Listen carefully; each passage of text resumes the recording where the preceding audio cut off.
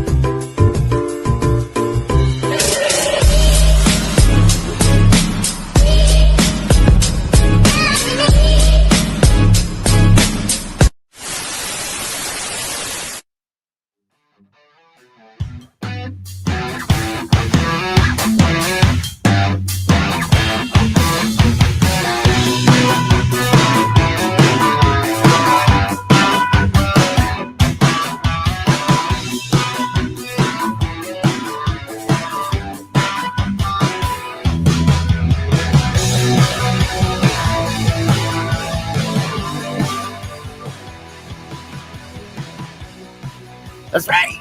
You know what time it is. It's DDK Saturday night, live right here on the Dad Network. Welcome into all of you that are watching around the world.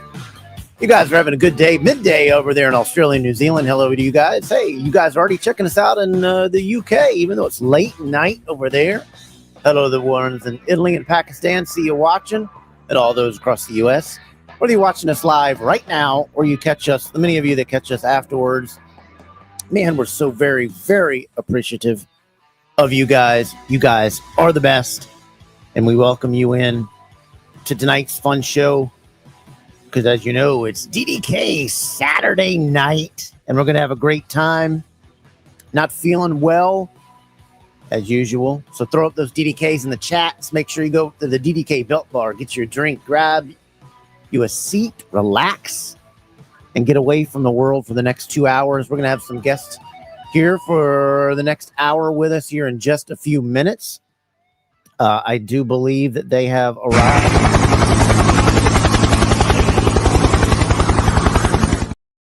So we'll get them set up in the main room and get them all their makeup on. I hope you guys are having a great Saturday. It's getting warm here on the East Coast, especially here in North Carolina. We've had a couple of days with the heat index, man, already over 110. And this coming up week is supposed to be even hotter. What's going on with June? Let's relax. You're already burning everything up on the farm. But we got some great guests coming up tonight. We got the guys from Drunken Pop. Yeah, TJ, Jave, and Tim. They're from the YouTube channel. They have a show over there from Marked Out Moments on YouTube. Got to check them out. Got to subscribe. And got to check them out each week when they go live. They have a great show. They deal a lot with pop culture and sports, as well as some other things. They talk a little bit of wrestling. So we're going to do all that tonight. We're going to have some fun as we do that. But you guys got to make sure that you check out Spanning the Globe podcast. Hey, check them guys out every Thursday night, 8 p.m. Eastern. They do a wonderful job over there. Watch them on the Wide World of Belts YouTube page. Check them out. Get them to 500 subscribers. When they do, they are going to be giving away a belt. And hey, Mark Championship Leather has a few openings right now. Real leather guy for all your wrestling needs. You definitely got to check him out. He has some openings. And when you do, if you mention you saw it on DDK, you're going to get a 10% off. You can't beat that. Any money back in your pocket is good. Check him out. Hit up Mark Maggard. And he'll hit you. He'll get you scheduled in for all your needs over there. But as you guys know, my boring name is KEV Kev.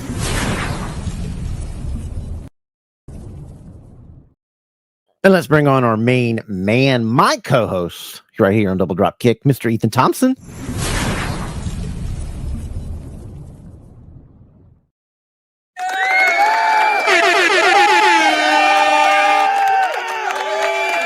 What's up, buddy? What is good? Upright today, man. Yesterday was a brutal day. You were checking on me. I think you sent like 4 or 5 messages to my phone. Yeah, today. Yeah, it was a bad medicine day. Nothing was working, and I got going today. I think pretty early. I think it was about 12:01. The wife finally got me upright. Got some medicine in me. Got some IVs going and all that good stuff. But shut up out there. All right, Ethan. Tell the folks what they got to do, man. You got to like, share, and subscribe. That's what you got to do. It keeps us running because that's what we're here for. We're here to try to bring some entertainment and try to have some good times. Yeah, we've got our great giveaway show. Thank you to all your subscribers. We're pushed us over 4,000 subscribers in under a year. We're so appreciative of that. The support that you give us is outstanding. The messages I get are just overwhelming from all over the world. You guys are crazy over there in Scotland and the UK. And now Australia has popped up. You guys are rabid for wrestling and wrestling belts and all that kind of great stuff. We don't get into a whole lot of wrestling except for maybe the main events and this, that, and the other. We're a lot about the belts and some other things. But God, we love you guys over there. You do a great job for us. Ethan, as you know, you got to tell them how they can find us. Hey, check out the Instagram. Check out the Instagram at Double Dropkick Podcast. Go to X. Kevin loves his X. Get us at DDK Podcast. On X, sure do.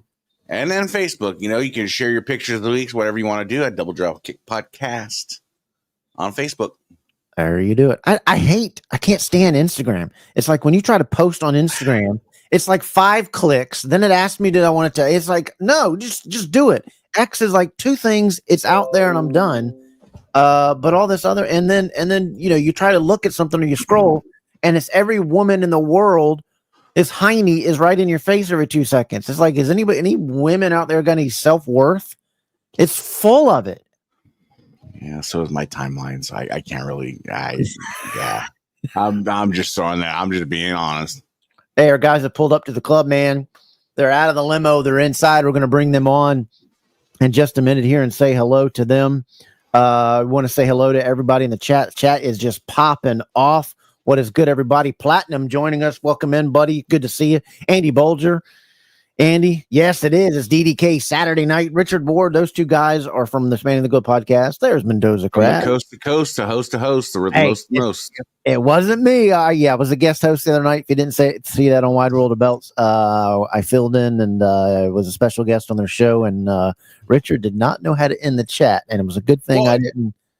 Because when the show's over, what do I usually do? I'm usually saying some stupid mess. Yep. Not getting all that. But it wasn't necessarily Richard's fault. He was just trying to emphasize that. No, he was trying to emphasize that, with the Brothers Kayfabe podcast sponsorship, they are able to bring the show at a more affordable price. And he just got caught up. Mark? What's up, Mark? What's up? RD Morton, what's up, buddy? Double drop. Oh, drumstick. We can do that. Double drumstick. We can do that. Well, that's fine. If you like chicken, you can eat it. What podcast is this again? Yeah, I was on another one, but we're on Double Dropkick tonight. It is DDK Saturday night. There's Mark Maggard. Hit him up for all your leather needs. What's up, Chris? We're doing it. Yes. DDK. Everybody's still on that legacy thing. It's still funny. Jim, how you doing? Good. Chris, thanks for coming in and joining us. Mark, the other Mark is home. I believe he is home. Yes, no, he is home. Christopher, thank you for joining us. Hope your girlfriend says hello. Yep, there she does. Hello, Lisa. Thanks for all you're doing. I appreciate your pictures. I love when you guys show me that you're watching it, or we get the pictures that we're on the big screen, the TVs. It makes me look so ugly. I really enjoy seeing all those. It's great. We want to send a shout out to a boy, 80 Terry, over there. Stay safe. Yes, stay safe. He's deployed, so stay safe over there and come back safe. And we know you're watching, or you'll get to see it. And thanks for doing it. O'Keefe, how's it going, buddy? What's going on? Hernandez, what's up, buddy? We're doing good, man. We're all here ready to roll. Everybody in the DDK chat is just kicking it off. Everybody having fun. There's Stone Cold, the winner of our last belt. We'll have our new giveaway here in just a short time too. We're going to get that scheduled, hopefully for next month. What's up, Deuce? Talcum powder, not talcum powder. Get that stinky leather from Mark. Always. Everybody is just popping off in the chat. Reginald, how you doing? You're not late. You are just in time. CJ brother, how you doing? I'm very, marked out moments is probably Dave himself. We have kidnapped his FedEx driver. So if you're a FedEx driver, don't ever go to Dave's house. He's going to shoot you. Save some for me, Platinum. Platinum, don't. Yeah, I mean, I get it, whatever. But I'm a married man. This, that, and the other. I want to see. It's just it's so full of it. I don't even get on it except for my page. It's just. What's up, Keith? How you doing, buddy? Yes. Keith. Who could that be, Keith? Everybody, make sure you go over to Northern Wrestling Society in the building. Yes. Did you drop the Michigan out of it? Go check out his stuff. Hello, guys. Hello, Vinny. How you doing? The green. He likes the big green belt. The king Jose, of the big green. Right here. Hello, Jose. Welcome in. Looks like you're a new commenter, so we'll give it up for you, buddy. Good to see you, Chris Robert. Where is Drunky? I don't know. Give him a minute. He'll be in there. Heard it. This Spanish Globe has a new trend, never-ending podcast. Yeah, that was it. That was funny. But these guys that we're going to bring on right now, they have a great show. They're a great bunch of guys that you've got to check them out if you like sports, if you like, talking pop culture. They talk, some wrestling stuff here and now and then. That's how they started. So they do all kinds of great stuff. And they're guest on our show tonight. And we want to welcome in our guest. These guys are Drunken Pop.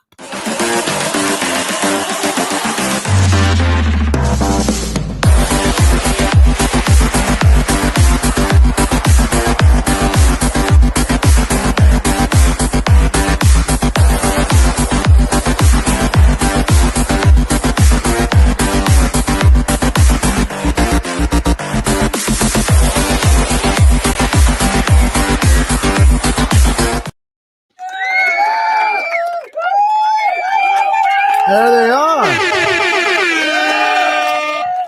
What's going on, guys? How you doing?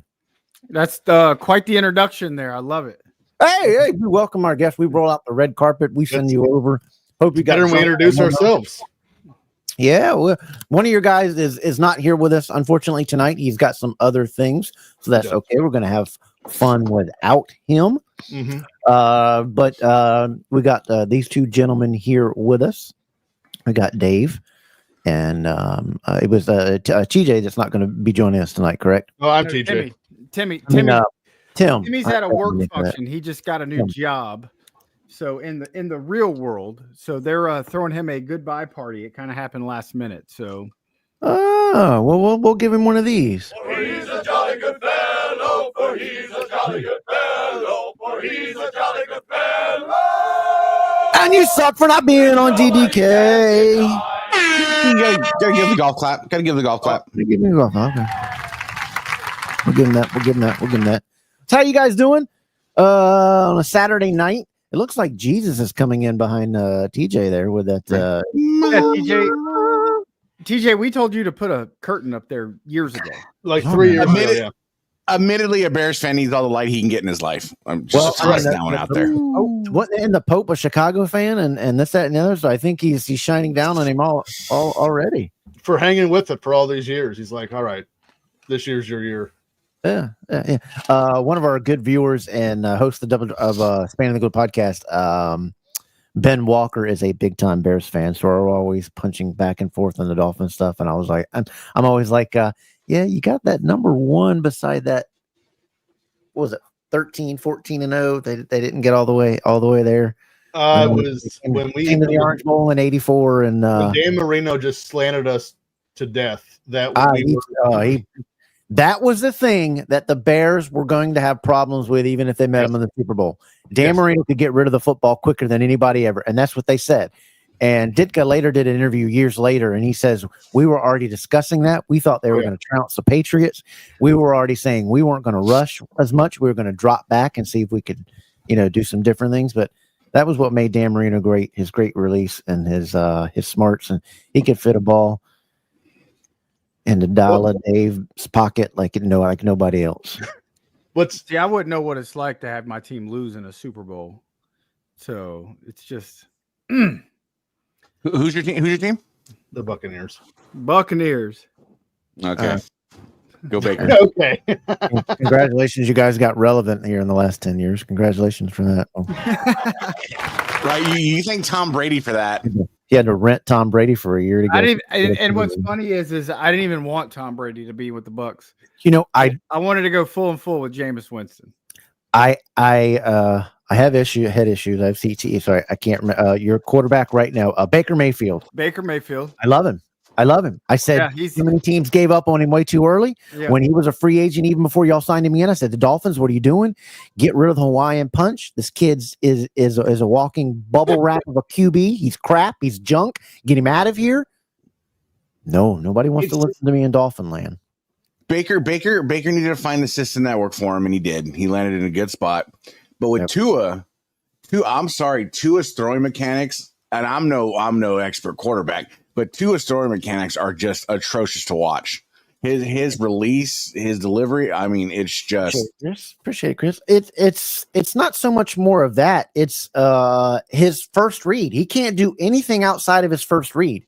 He has to read or do something else. Forget it. And then he's so scared to when you need a drive. I don't care about how many numbers he had. I don't care if he was second in yards and whatever. Those are choppy yards. When you needed a drive in those playoffs, when you went to the Bills in Buffalo, that's 2 years ago, and it was a 1-score game, and you had 6 times to take the lead in that fourth quarter, and you couldn't even get a drive. You were 3 and out, 3 and out, 3 and out, 3 and out. That's what separates you from a great quarterback, is when you need that drive, and he's not that guy. Just not that guy. But that's a problem, I would say, with most young quarterbacks in the NFL right now. If you get them somewhat flustered and they have to check down or do a lot of them can't. That's why so many of them now just turn and run. Yeah. But he won't even do that. I mean, I played sports. I mean, I'll take another concussion to get an extra yard if I got to do it. You know, I don't know if Tua should take another concussion. I mean, he's no more concussions for Tua, or his football career is over. Dude, the O-line farts on him. He's going to get another concussion. I mean, he dropped toilet paper. He's just done. I'm done with the whole organization. I'm so mad about him. I can't stand our owner. Our coach is now wanting to be more of a little preppy hipster and not, had a run game and abandon that half. I don't know. And then our logo sucks. Can't stand our logo. We have. Yeah, you guys have one of the classic uniforms of all time. You should have never changed it. It's absolutely spectacular. It was one of the best.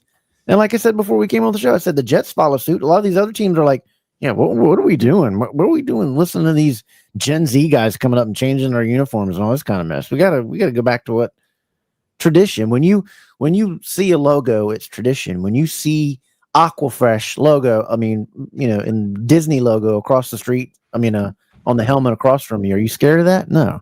You want to see next needs to be the Dolphins and the Broncos. Yeah.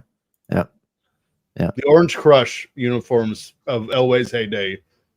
I mean, I would argue I would put the Broncos and the Dolphins 80s uniforms like 1 and 2. It was tremendous. Yeah.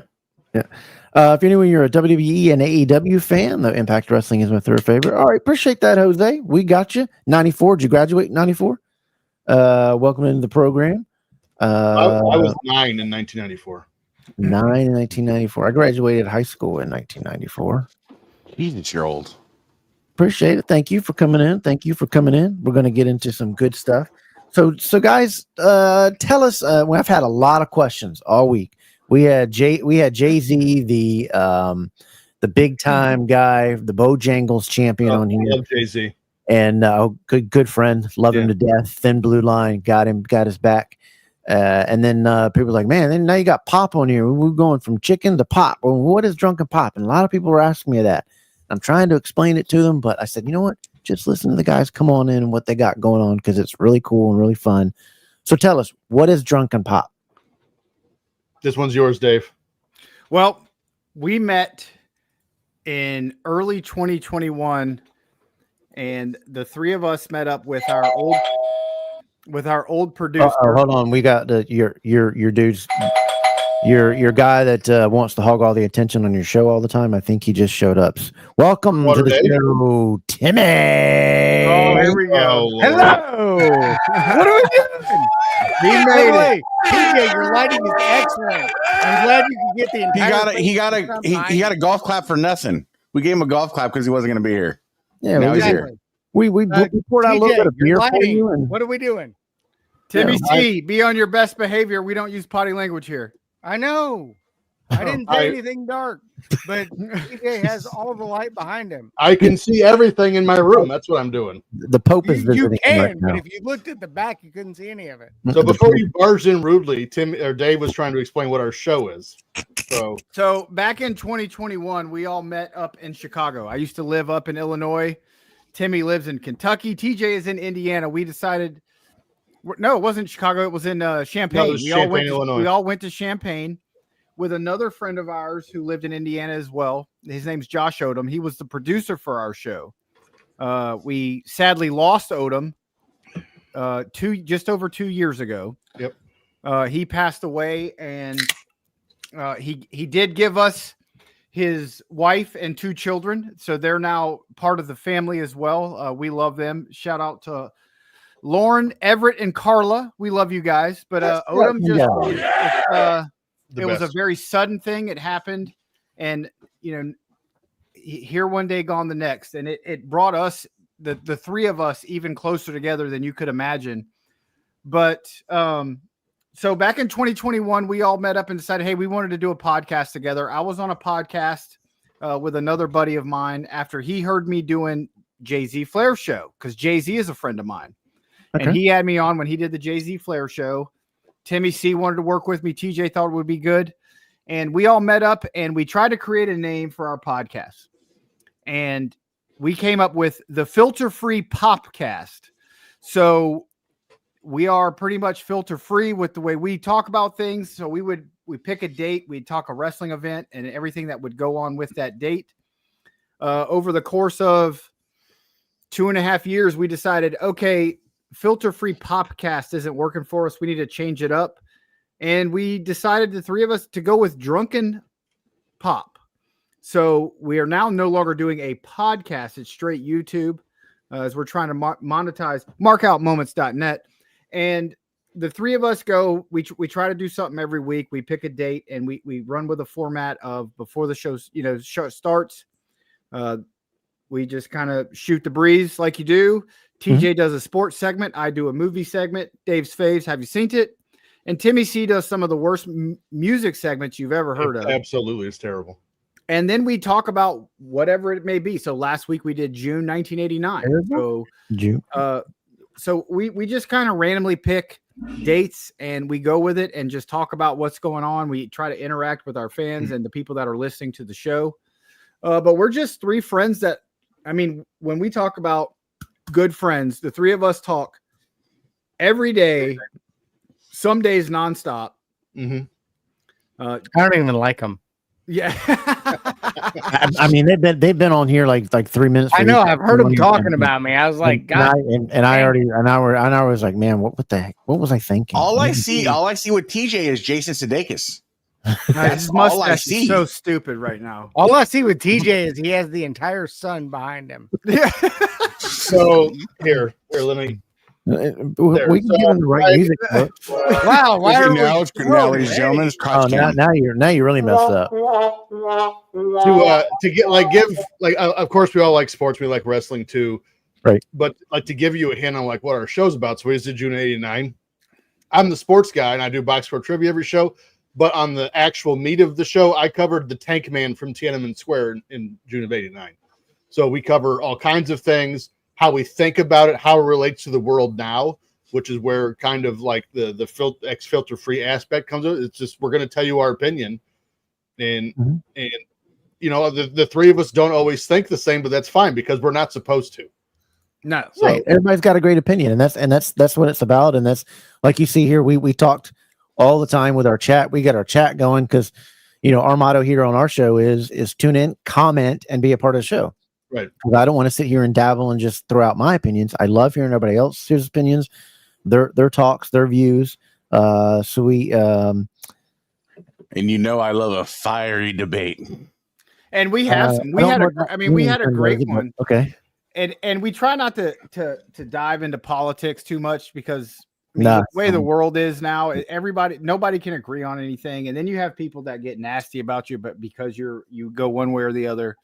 And the three of us don't agree politically on everything, but if you're a real friend, you see behind you see beside all that stuff, and it doesn't matter. Yeah, friends can have a different opinion, and because you don't want, if you're in the same room, if you're in a room that everybody agrees with you, you're in the wrong room. Right. Yeah, you need to have different. I mean, if the world, everybody thought the same, we'd all be a bunch of just sacrificial lambs, and I mean, it's just it can't happen. That's how cults start. By the way, I agree, Keith. Flair is definitely a Kmart Bockwinkel. Oh man. Yeah. Oh man, Ricky, you're already bringing that up, man. We'll we'll talk about that later. You know, I'll get you a quote that later. Yeah, it's as we're on that, it's very sad to see where society has gone. I mean, nobody can have discussions. Colleges just seem to be indoctrinating kids one way or the other instead of leading free thought. I think the internet has really ruined the world, because you've got a lot of people that pop off on the internet that have never been punched in the mouth. 100%. And if some of these people would be popped in the mouth, they wouldn't be typing on this keyboard. But I just don't know why we're so angry and hateful and mean all the time. What has happened to the world? What's happened to our sitcoms? What's happened to our... It's easy to be mean and hateful, and you don't have to deal with repercussions. That's why. Yeah. Well, that's retired law enforcement here. That's the problem too that I see all the time too, is you're getting a generation that is growing up saying that they're not in trouble, they don't have to be in trouble, and the news is telling them it's okay to do this and be this way, and the parents are doing the same thing because they don't care, and it's not how society works, and everything's going to break down if you can't follow things. And you know, I've said it to so many people so many times, and Jay-Z will say the same thing. The time to fight something is not on the side of the road with the cop at the car. Sure. Or fighting. The time to fight it is in court. That's where you fight whatever you think is done wrong to you. But follow directions, and 99% of the time, there won't be any problems. But people think that if they shine a light on it, even if they're wrong, they think if they shine a light on it, then they're right. Someone's going to back them because someone's stupid enough to believe they're right. and it's past it, I think, though, too, because even just having a difference in opinion, there's so many quick to Karens out there. Yeah, there's no debate anymore. It goes from quick to Karen. That needs to be a T-shirt tomorrow. That's great, great. Quick to Karen. I state an opinion that I believe is fact, my truth, but all of a sudden 20 Karens come out and the 20 Karens are correct, and it's mob effect. Mm-hmm. Yeah, it's to me, it's every time I see something, I was like, what's happened to the middle-aged white women in this country? It's all what's wrong with you people? They turned into middle-aged white men. Where did you go to school at? Where did you learn? I'd like to introduce you to TJ Steppins. He is a middle-aged white woman. Where did you go to educate? I mean, and none of these people can do any addition. They can't write cursive. They can't do anything, but they can sure tell you one way or the other how they feel on something and why you're wrong about everything, but they sure can't tell you on a map where even Russia is. And what's interesting about our show is like if we post something, and I generally don't post too often on Twitter, I do on occasion, but like just know if we post something and you don't like it, our show is 3 veterans. You can't hurt our feelings. You just can't. You can try. You can try all you want. It ain't gonna happen. So. I've tried for 2 weeks when we scheduled this show. I mean, these guys up here were like, "Hey man, yeah, let's check." Who was it that we were supposed to check back with? And it was like 2 weeks. We had to check back his schedule, and we had to wait on little Nanny. Who was that? That was Steppins. Yeah, Steppins. I had to wait on you, and it was like, I got a book here trying to schedule everything, and I was like, see what I can do to piss them off or whatever. And the best part about this is these guys. I can't piss off these guys. The best part about this conversation, I have no idea what you're talking about right now. Because DJ doesn't have Facebook, so we have to go through the Facebook messenger. In the chat. I don't think he's in that. He must not be in that chat. No, it's just the two of us. Yeah, he's not in that messenger chat. That mentality is. Yeah, but that mentality's lost though, because everybody's kind of in the ballpark of the same age. There you go. There you go. Yeah. And you know, we grew up with some bullying. We grew up with the razzing. We grew up with all this stuff like that. So we have thick skin. Right. Kids these days just are soft. I didn't even give them soft at this point. Yeah, it's. I mean, well, it's because everything you see on TV is you're soft. Our pro players are soft. They're out for fingernails. They don't play their games. They're sitting out. I mean, look at Joel Embiid. If I was the owner, I'd kick him off the team. Take your whole check, take it out the door. Bye. I'd rather give a guy $1 million that can play, is one of the best guys from your local gym, than play this dude who never wants to play or give an effort. They're seeing that on TV. They're seeing it everywhere because all of our TV is reality TV. And look at all the reality TV. And now, you know, I get people that laugh at me when I'm like, man, I'm sitting here watching Andy Griffin and smiling at the Andy Griffin. What are Family Matters? What are you doing? Full House. Family Matters. And that's the thing. And that's the thing is, like, for me, hey, I grew up the fat kid. So for me, it was I either learned how to get beat up or I learned how to fight. And there's a reason my fingers don't bend the way they normally bend anymore, is because I didn't like getting beat up. So I learned how to fight. And that's what you have to do. But people don't have the heart anymore. They lack the heart. They lack any intestinal fortitude to just stand up for yourself, to be an individual. Don't worry about getting hit. If you're not going to die, it's not the end of the world. Get up, dust yourself off, do it again. But these kids, ugh. Well, I unfortunately don't know. for these kids, I think sometimes now they will die because we teach them, hey, grab a gun, just go to school, shoot your school up. That'll solve all your problems. Yeah. Yeah. And then, you know, I get a bunch of people. I mean, we used to go to school, you know, I'm here in North Carolina. Our shotguns were in the truck from going hunting and going hunting in the afternoon. We didn't kill anybody. It's not a gun problem. It's not this, but it's mental health. Mental health is destroying this country, and it's destroying this country from home, from the parents letting their kids get everything on here, in their face, in here. Go to the dinner table. Go do things with them. Go talk to them. Tell them Too many parents want to be their kids' friends instead of being their parents. No, I'm not your friend. Bingo. I'm not your friend. You know, too many. A lot of you know. There's a thing that I've said before. You know, a young one will grab at the first shiny thing that there is, and wrapped up in a bunch. It's all bowed up, and it's just great. And they'll grab at the first thing they see, and they don't realize there's a hook in it until it's too late, and then it's got them, or whatever happened bad to them because of this. And as a parent, you just got to say no. And the kid, you got to teach the kid, just understand me. You'll understand when you get older, and just trust it and go on. But too many people don't want to parent anymore. There's too many broken homes. There's too many. Exactly. You know, we're getting away from faith too much. All right. Let's not dive into this. Let's talk wrestling. I kind of like that. I was kind of liking this conversation. I'm gonna drag us out of this. We were talking commentary. I love Thunder Rosa. Oh, Thunder Rosa. Shut up. All right. Well. Let's since we've trashed Gen Z and all their idiots that are trash the wrestling. Leave TJ alone. That's rude. Let's trash the wrestling today because it's complete garbage. But you guys used to be a wrestling podcast. We'll start out with Timmy. What do you think of today's wrestling versus wrestling that you grew up on? I stopped watching a while back, so smart. Why was not that? Great. I will go to the PLEs. Literally, you don't have to watch week to week wrestling. You can just go to the pay-per-views and keep up. And you literally get the video for everything that happened over the course of the last month before each match anyway. You get an hour's worth of matches with 2 hours worth of recaps. Call it a day. Yeah.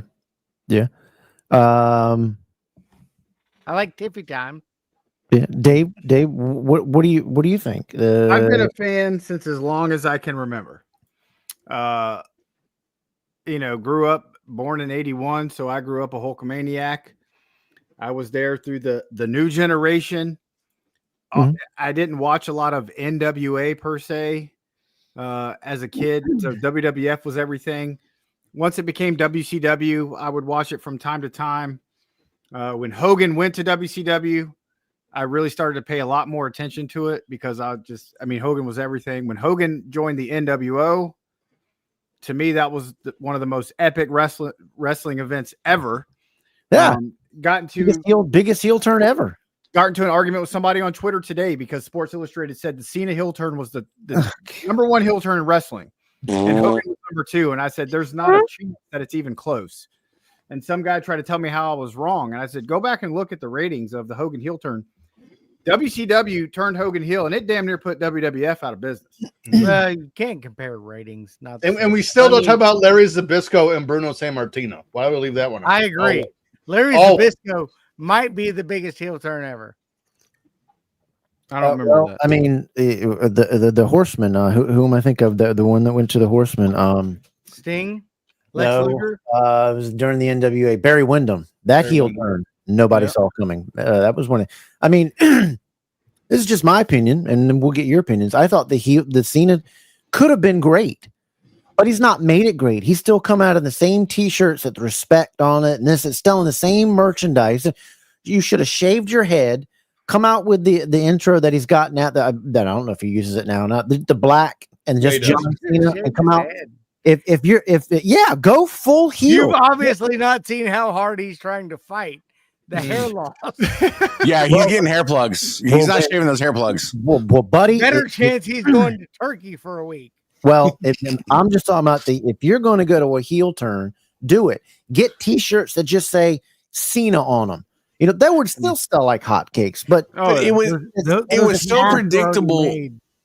It was so predictable. The WWE just really ruined a wet dream. By Cena's heel turn was just terrible, and then you have Travis Scott interjecting himself in the whole thing, and it's just like, bro, you ruined what could have been a great heel turn. Triple H should have not involved his ego, got The Rock involved. I'm sorry, The Rock's a 5-hour private jet flight from anywhere, and he could have been involved if they want him to, but it was ego, and they ruined it. But to be fair, I think they were tired of seeing The Rock. But he's the one that started the storyline. Carry it off as well as The Rock did. But it would have finished. It would have closed up a story.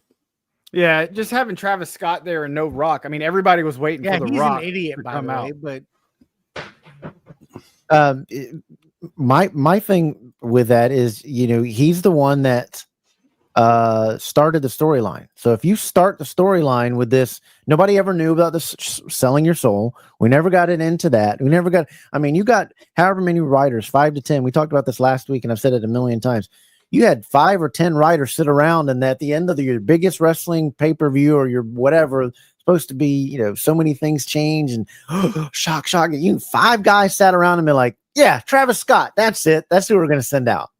Well, they're in a social media engagement era. That's by the way, Travis Scott gets social media engagements.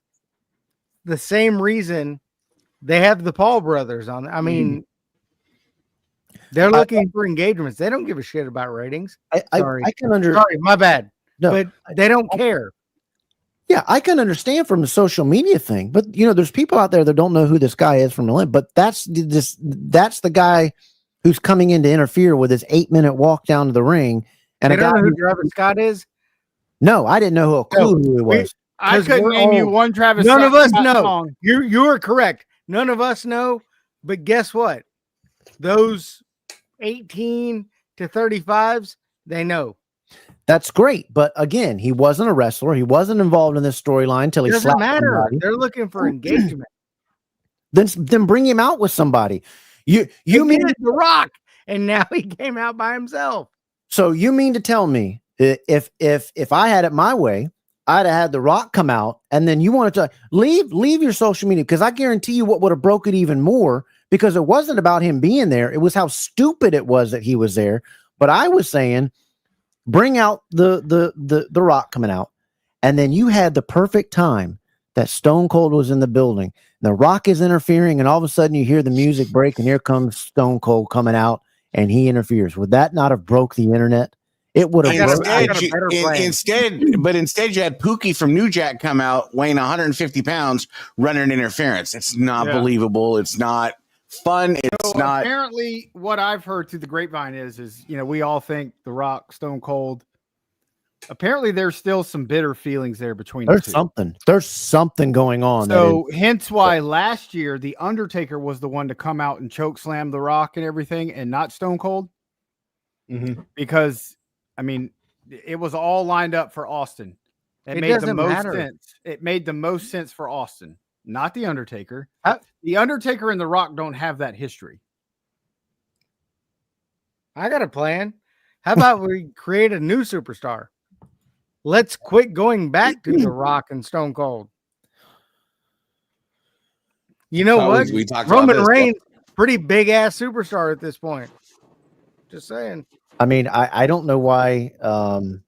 What's the guy that does? I don't like his name. The LA Knight. That dude. He's a great wrestler. But he's popular. Great on the mic. Pushing in him. Say what? I said you may not like him. Popular. No, I said I like him. I don't know why. I don't like his name. I think the LA Knight's kind of it's dumb, but it was just But in my opinion, and we'll ask TJ up there. I don't think you can get any new superstars because they don't try to push anybody. Correct. You get the same crap every Monday and Saturday night where it's all about the championship title, one title. Mm-hmm. It's all focused around that. And it's those two guys in the ring all the time talking for 20 minutes every show. That's all we're getting anymore. We're not getting wrestling. We're not getting wrestling matches. We're not getting good storylines. What's happened in the tag team division? Look what's happened to the lineage of the IC. The IC was at a time had just as much prestige as the world. Yeah, being the Intercontinental Champion used to mean something. Now it's just and that died. That belt died in the Attitude Era. But I mean, what made wrestling big was, in the mid to late 90s, Steve Austin. And WWF couldn't push him out there and have matches every single week because of the neck injury. But people were so interested in what he had to say. They tuned in for these 20-minute segments to start Raw every Monday. It started off with Steve Austin doing something crazy, and it ended with Steve Austin doing something crazy. Right. And it wasn't the match type thing. The WCW was a little bit different. They'd start off with one thing, but every week ended with the NWO in an in-ring segment. Right. And usually it ended with the NWO cleaning house. But I'll tell you, I've gone back and I'm in the midst of it right now.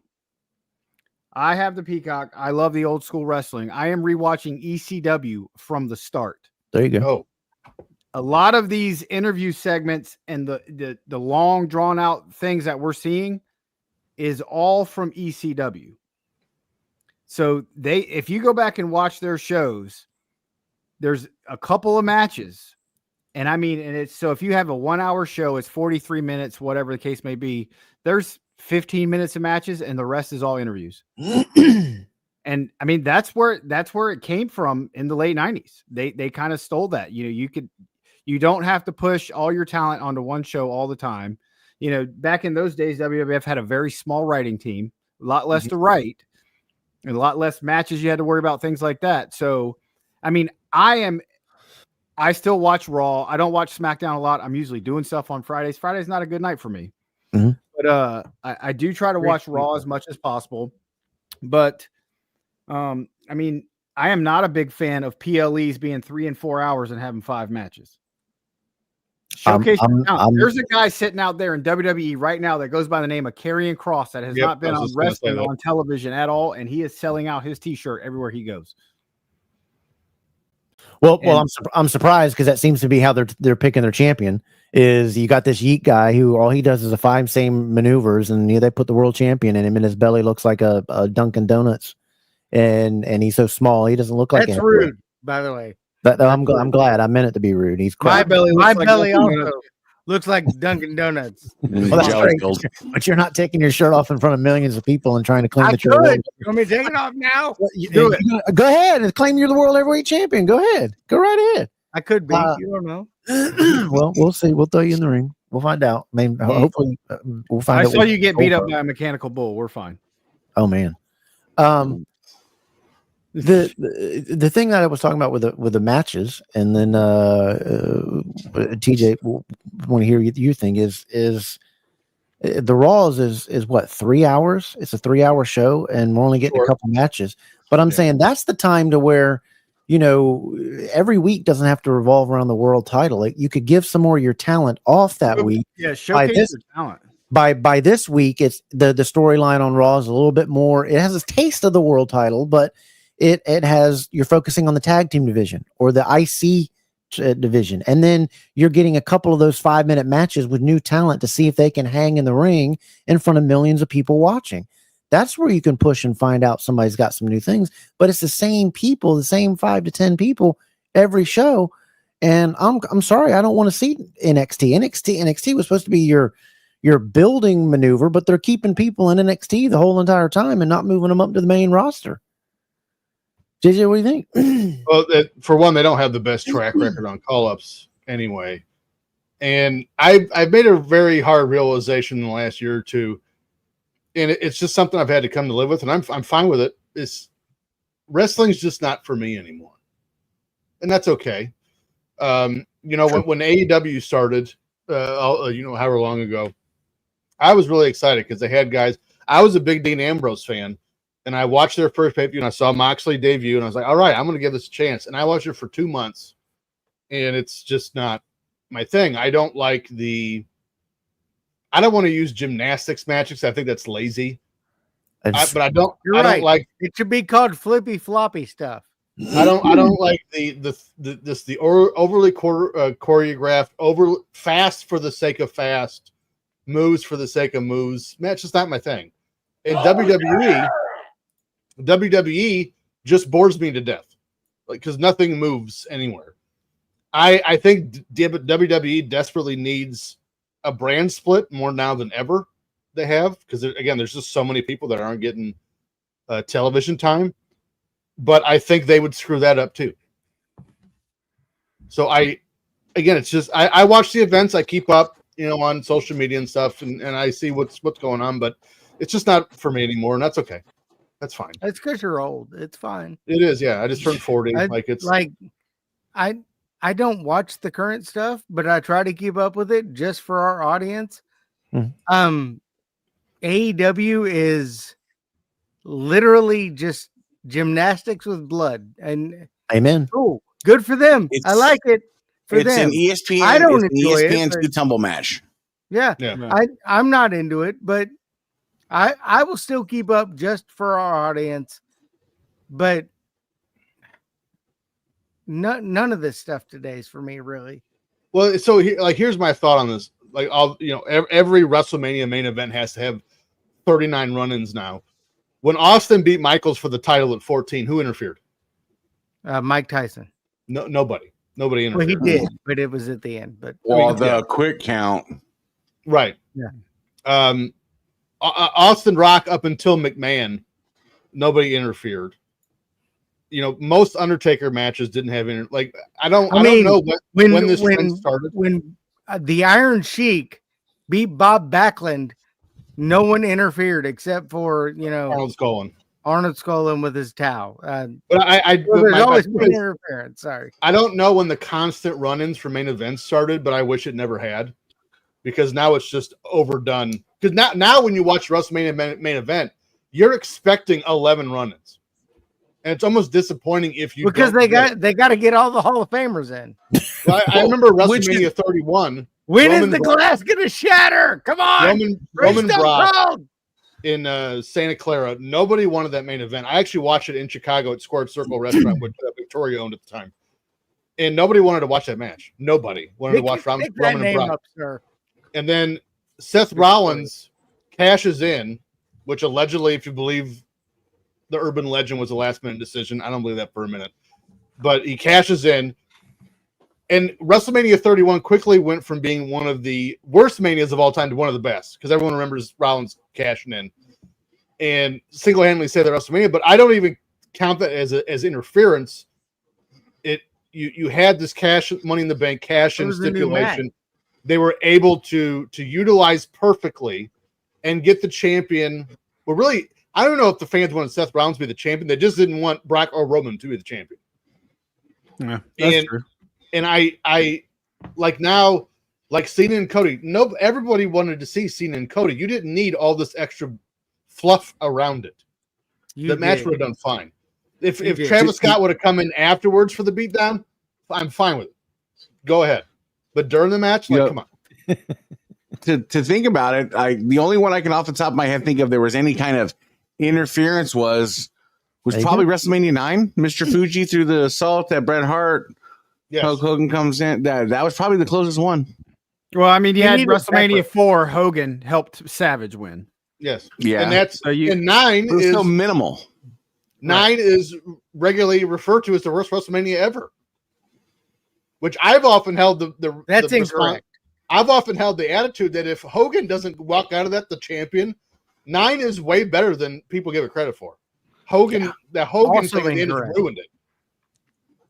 Hogan's better than Bret Hart. This is why you're the host and not the commentary.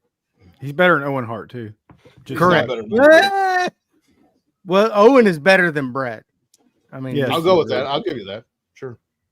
All the Harts suck. Yeah. Natalia is the best. Teddy. We Teddy Hart is the best Hart. We just mentioned Hulk Hogan. I mean, everybody was Hulk in our generation. Everybody was Hulk Hogan fans growing up. I loved Hulk Hogan. I was not. And the thing we liked, the thing that we've talked about on the show before, that's just funny is now it's the cool thing to do for all these wrestlers and all these guys and all these writers and all these experts on all these social media platforms to hate on the guy and just rip the guy, and now he's the worst ever and he's the worst human being. Blah, blah, blah. Well, did Hulk Hogan say something stupid in the privacy of his own home? Yes. Do I think Hulk Hogan's a bad guy? No. Well, I don't think as many people hate Hulk Hogan. I don't think as many people hate Hulk Hogan as they lead on. It's just people nowadays aren't allowed to have their own opinion. They don't, because if you go to one of his Real American Beer things, there's 2,000 people lined up out the door trying to get a picture with him. Fair, Hulk Hogan doesn't help himself because Hulk Hogan just I'm sure he's likable. He said one bad thing, but he continues to lie about everything. But let's throw out. I love Hulk. Don't get me wrong. I'm talking about Hulk Hogan, the character. Even the character. People are crapping on the character and all the in-ring stuff that he did, and this, that, and the other. And I've always said, I'm sorry, this guy was smart enough to put in his contract that he has creative control. That if he doesn't like something, that it's going to hurt his brand. That he doesn't want to do it. But well, the fact now is we had all these Hulk Hogan fans, and then we're not. It's the same thing with. We had all these Tampa Bay fans. Where'd they go now? We had all these Patriots fans. Where did they go now? And they're all crapping on it's just they're all terrible, correct, including Hulk Hogan. The fact of the matter is, if there was no Hulk Hogan, there is no professional wrestling the way it is now. Correct. Because Hulk Hogan has done more for professional wrestling than anyone has ever done. I don't care if you like him, you don't like him, you think he's a liar, he is, but he's done more for this business than anyone ever will. I don't want to hear about Stone Cold. I don't want to hear about Bret Hart. I don't want to hear about The Rock. I don't think anyone brought my generation, Dave's generation, Stephen's generation, Ethan's generation, and Kev's generation all to wrestling. We'd have never known. You think Bob Backlund is going to bring anyone to professional wrestling? Exactly. You sleep with that doll every night, and I sure do. I sleep with it. I got a hole right here. I got my Warrior one on the couch. Yeah, I'll do it again. I mean, there is no professional wrestling. There is no WWE without Hulk Hogan. Yeah, there is. And for my boy Mike Jones, he single-handedly saved TNA. I'm just throwing that out Mike there. Jones! But I just don't understand. People can't separate the Hogan from the character from the guy and separate the two. I don't want to know these wrestlers out there. I want kayfabe. I don't care what you do outside of the ring or who you. I'm the same way. Like. I don't care about any of it. I wish I want to know what you're like. Linda Hogan, like they do Hulk Hogan. I was the opposite. I was not a Hogan fan growing up. I started watching in '89. Right. I don't know why I was drawn to Randy Savage, Ted Mr. DiBiase, Perfect. Big Boss Man, Mr. Perfect, Roddy Piper. Like that's who I was drawn to, not Hogan. And now, mind you, I didn't hate Hogan ever. I just like he just didn't do. I'd rather see Randy Savage or any of the guys I mentioned. So that's crazy. Yeah, that's just a crazy statement. You're just trying to be shocked. I was just getting ready to say Hogan. I'm not going to discount what Hogan did for the business. I mean, it was again, WWF is dead if WrestleMania 1 isn't a smashing success. And he's still here. But I will say, to Timmy's argument, I will disagree because Hogan made them a giant company. Steve Austin made it public. And I would argue they did the same. Had the same effect on wrestling. And Austin did it in a much shorter time. His run was essentially 97. Austin just didn't have the longevity. Sure. Ethan, get in here on this. Let me hear what you think. No, I'm gonna agree. I'm gonna agree because Hogan took it from nothing to something giant, like this just giant conglomerate. But then you enter Steve Austin, and Steve Austin took it and made it a different version of cool. He made it a different version of cool. Yeah, because we all wanted to beat up our boss. You were embarrassed to be a wrestling. Yeah, it was. Yeah, in the Attitude Era, you were no longer. Everybody watched it. Yeah, we all wanted to beat up our boss or do something like that. So that's where he. Yeah, that's why I love if you guys you guys seems like grew up a lot on the WWF and I grew up here in East North Carolina, big on Mid Atlantic and NWA, the Four Horsemen, whatever. But these guys on TV were always what you saw in that Attitude type era. That's why I loved NWA. It looked like the guy down at the bar, the big boy down at the bar that was 6'4", 6'3", who was just a regular linesman or electrician or plumber that could whip your tail at any point. That's what those guys looked like, and it was a believable thing. And the WWF at that time was kind of more character driven. Sure, both great and both two different things. But then you had the Attitude Era, which was kind of what Mid Atlantic and NWA was kind of doing before then. Sure. But the question I want to ask everybody out there, and I don't think I've talked about this a long time since we've been on YouTube because we used to have our show only on Facebook. But I think what saved, and I'll get everybody's opinion here in the chat too, when the Monday Night Wars were going on, there was a battle there, and WCW was kicking the pure T, however you want to say it, the pure T out of WWF at that time. Yes. And they were winning those wars. And there was a thing to where there was some rumors, we're going to sell or we're going to lose this battle. They were very close. And the thing that saved WWF was the signing of Stone Cold Steve Austin and The Rock. Correct. Those two won that Monday Night War. What would have happened if WCW had assigned Stone Cold back? He wouldn't have become that character. We all know that. He'd still been Stunning Steve.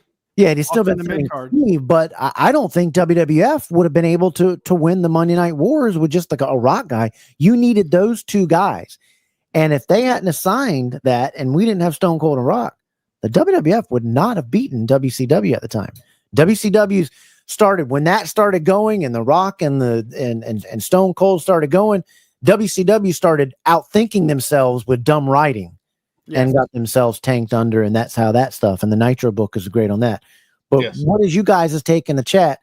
Do you guys feel that same way too? Has that ever thought into your mind? Like if WWF hadn't assigned Stone Cold and let him be the character he wanted to be, what would have happened?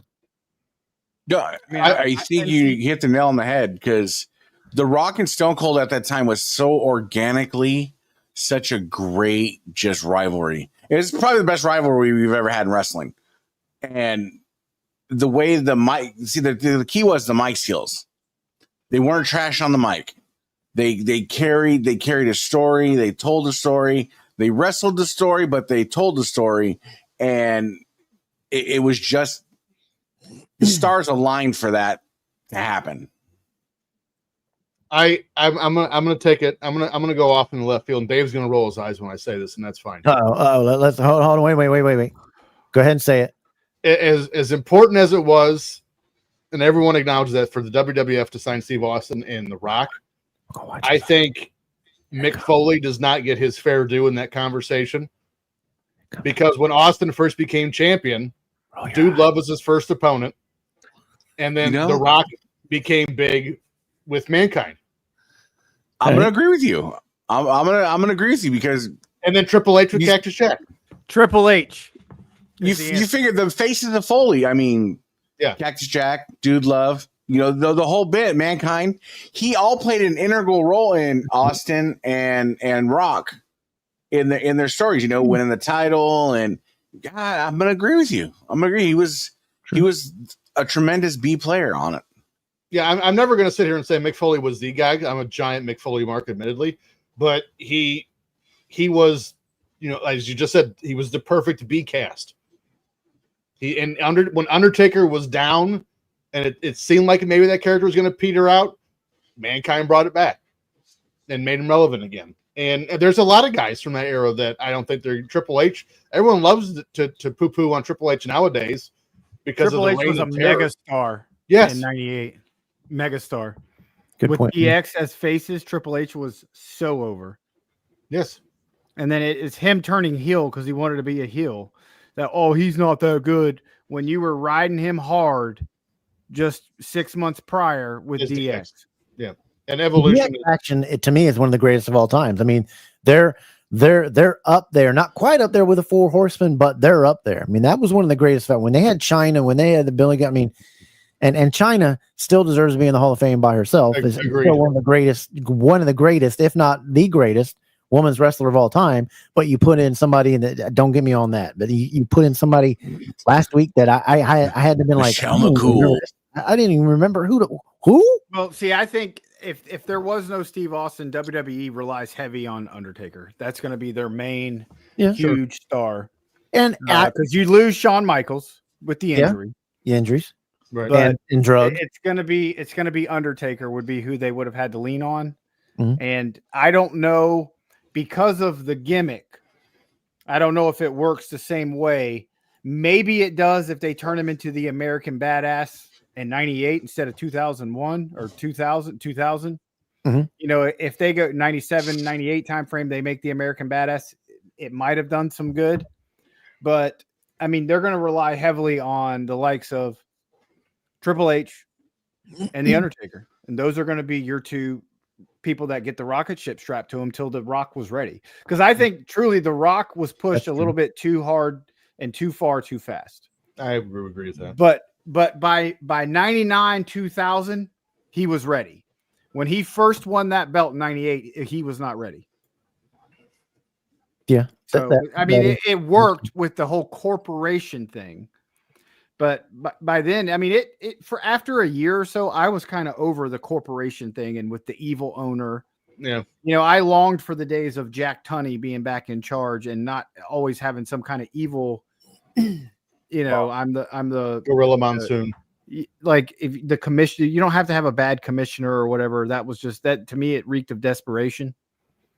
And, I much prefer, if you're going to have some sort of authority figure, you have them like you have them now with Adam Pearce and Nick Aldis, where at least they're not evil or what, they're right. They're down the middle. Nick should be in the ring. He's so good, but I think Nick should be in the ring. I think there's an injury though. I think there's something that happened where that's got to be the only reason why there is no injury. So he never got injured. I heard little known fact, filter free podcast, Drunken Pop. We had Nick Aldis on the hook to do a podcast with us until he signed with WWE. That's how we lost it.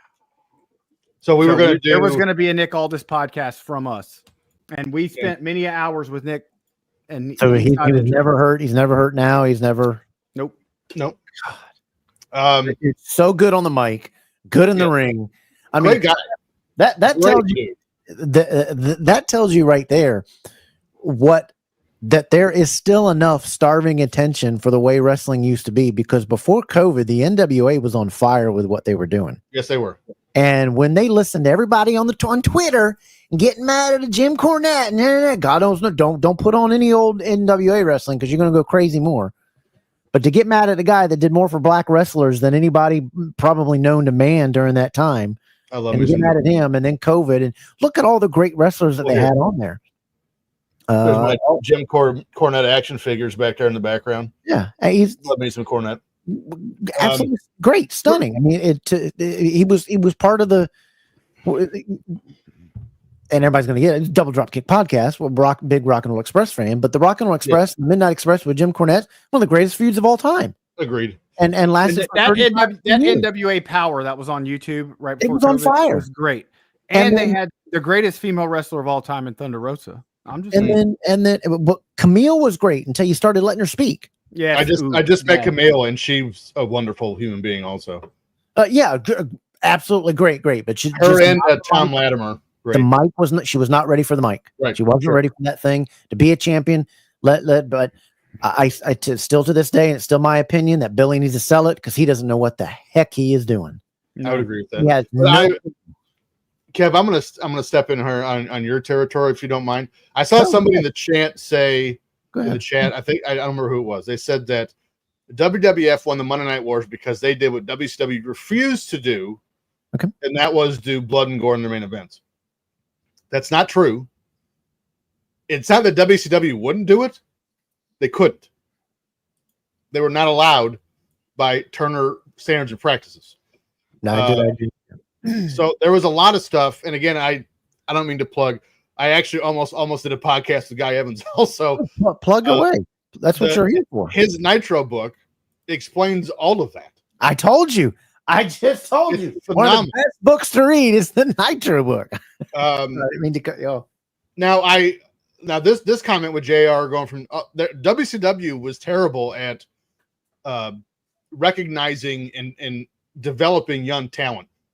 Probably the worst stuff I've ever seen of it out of that company, with the exception of Goldberg was the one, and he was 31 when he broke out in the scene in WCW. But as far as like budgetary constraints or blood and gore on the TV shows, or even what they could say and do and what they could show on TV, they couldn't. Turner's standard practices wouldn't do that. Right. And WCW there for a minute too got real repetitive with running stuff in the ground. I mean, I can remember countless times where the show was finished with Sting rappelling down and beating somebody up with a bat, and they ran those shticks into the ground like it was no tomorrow. Well, and that's how I feel about the Bloodline. It was the same thing. Yes. Quit even referencing it anymore. But I just had a Twitter interaction with Conrad Thompson, who does like 31 different podcasts, one being Eric Bischoff. And I went back, which, by the way, Eric Bischoff does not or will ever get his fair share of credit for actually what he did for wrestling in the 90s. But yeah, no, he didn't. He doesn't. I re-listened to their show on Starrcade 97, and it's ridiculous. Everything. There you go. There it is. Wonderful, wonderful book. Yeah. Great book. Take you a while to read it, but it's a fantastic read. The whole finish to Starrcade 97. Everyone knows this now. Hogan and Sting was changed, and the Nick Patrick's sped up 3 count that wasn't. And I went and Bischoff. Conrad asked him if you had to go back and do this again, would you do it again? And essentially, it was yes. He defended it. So I got on Twitter this a couple days ago, and I tagged Bischoff and Conrad in it, and I said this is the issue with the Sting Hogan Starrcade 97 finish. This is the problem with it, and this is why, and again, Bischoff doesn't get his due for what he's done for wrestling. He revived it in the 90s, but again, this is also where they needed an experienced matchmaker to kind of do all these things. Is with Sting having, they had just put Flair in the hospital 2 months before this at War Games. They slammed his head in the cage. Kurt Hennig turned on the Horseman again. Roddy Piper, although he went 3-0 against Hogan, never won the title, so it was pointless. I don't even know why they did it. He lost the Super Bowl. Well, there you go. So he's 2-1. Well, Randy Savage put his foot under the rope, though, so that's why he lost. Who was Lex Luger won the title for a week. Won it on Nitro, lost it at Road Wild. Yep. And then who was the other one I was just thinking about? The Giant turned. Randy Savage turned. So Sting was the last bastion of hope in WCW to a year and a half of NWO just doing whatever they wanted, whenever they wanted, and Sting had to cheat to win. So you spent a whole year making this knight in shining armor, and then he had to what it appeared with Bret Hart kind of restarting the match when Hogan just won clean, is Sting had to cheat to win. Like it ruined it. And so I appreciate him saying and acknowledging it and saying if I had to go back and do it again, that's why I would do it again. Well, there's a reason why you'd have to do it again. It's the reason why we're even talking about it. Because it was terrible. And I even said I commend Eric Bischoff for acknowledging Sting had personal problems, but not airing it on the show because it's not his place to do that. And I actually appreciated that. But even if that's the case, do anything else than that. If Sting is able to go in there and have a match, Sting has to win clean. Period. There is no end. There is no other end to that match. You can't do it because you can't even say, well, Hogan should have just won it. That would have you just killed Sting. Sting had to win and win clean, and that finish. I'm not going to sit here and say Starrcade '97 that main event was the beginning of the end for WCW because that's goofy. They had plenty of time to recover; they just didn't. But I hated everything about that main event. Everything about it. Yeah. Well, that was the beginning of the end for WCW. I would say creatively, yes. It's business, no. But Kev nailed it on the head. You know, WWF was full steam ahead with Rock and Austin, and WCW was doing everything they could instead of righting the ship, just trying to counter everything WWF did. Yes, and it didn't work. It was terrible. And I mean, I went to Bash at the Beach 2000, and it was the most god-awful thing I've ever witnessed in my life. Bless you. Yeah. So I had a buddy that went to, I think it was Spring Stampede 2000. Mike Cole went to. It was whatever one was in Chicago. Mankind was on a pre-show. It was terrible, and I mean, I was, that was the pay-per-view that had Hogan and Jarrett with the lay down. Booker T wins the belt. You had. I mean, just so many god-awful things that happened at that pay-per-view that were just, completely forgettable. Right. And I mean, the writing was on the wall. But, I wish that Bischoff could have bought WCW and gone with his vision. But the problem is there was no television attached. Nobody was going to sign off on writing that check without TV. Mm-hmm. So, and, Turner was done with wrestling. Not Turner himself, but Turner Broadcasting. Ted wasn't in control anymore. So there was nothing that could be done. They're back in the fold with AEW. And you look at the numbers AEW is bringing in, it's nothing in comparison to what WCW is bringing in 2000, 2001. It's WCW Saturday night. Right. So, but I mean, it is what it is. But well, for the WCW thing, then I want to get Ethan's here. I think WCW writing tried to get another Hogan heel turn moment, because they had some big, gigantic moments. And I think instead of staying with your kind of storylines, instead of making the NWO so big and then breaking off another factions, just kind of stay the course. Don't try to keep hitting home runs. Your doubles, your singles, a couple of triples, they'll all still add up to scoring runs. But you keep trying to do things that are over the top, can lose people that are expecting something like that all the time and can turn off some people. But I think Turner was done with it. And you brought up the AEW. The moment Vince Russo walked in the door, it was over. Well, then they brought in the Warrior. Yeah. And the AEW thing, I think the AEW fails right now because, they got some great talent over there. But you got the same type of talent. All 5'10", 185-pound wrestlers doing all the same maneuvers.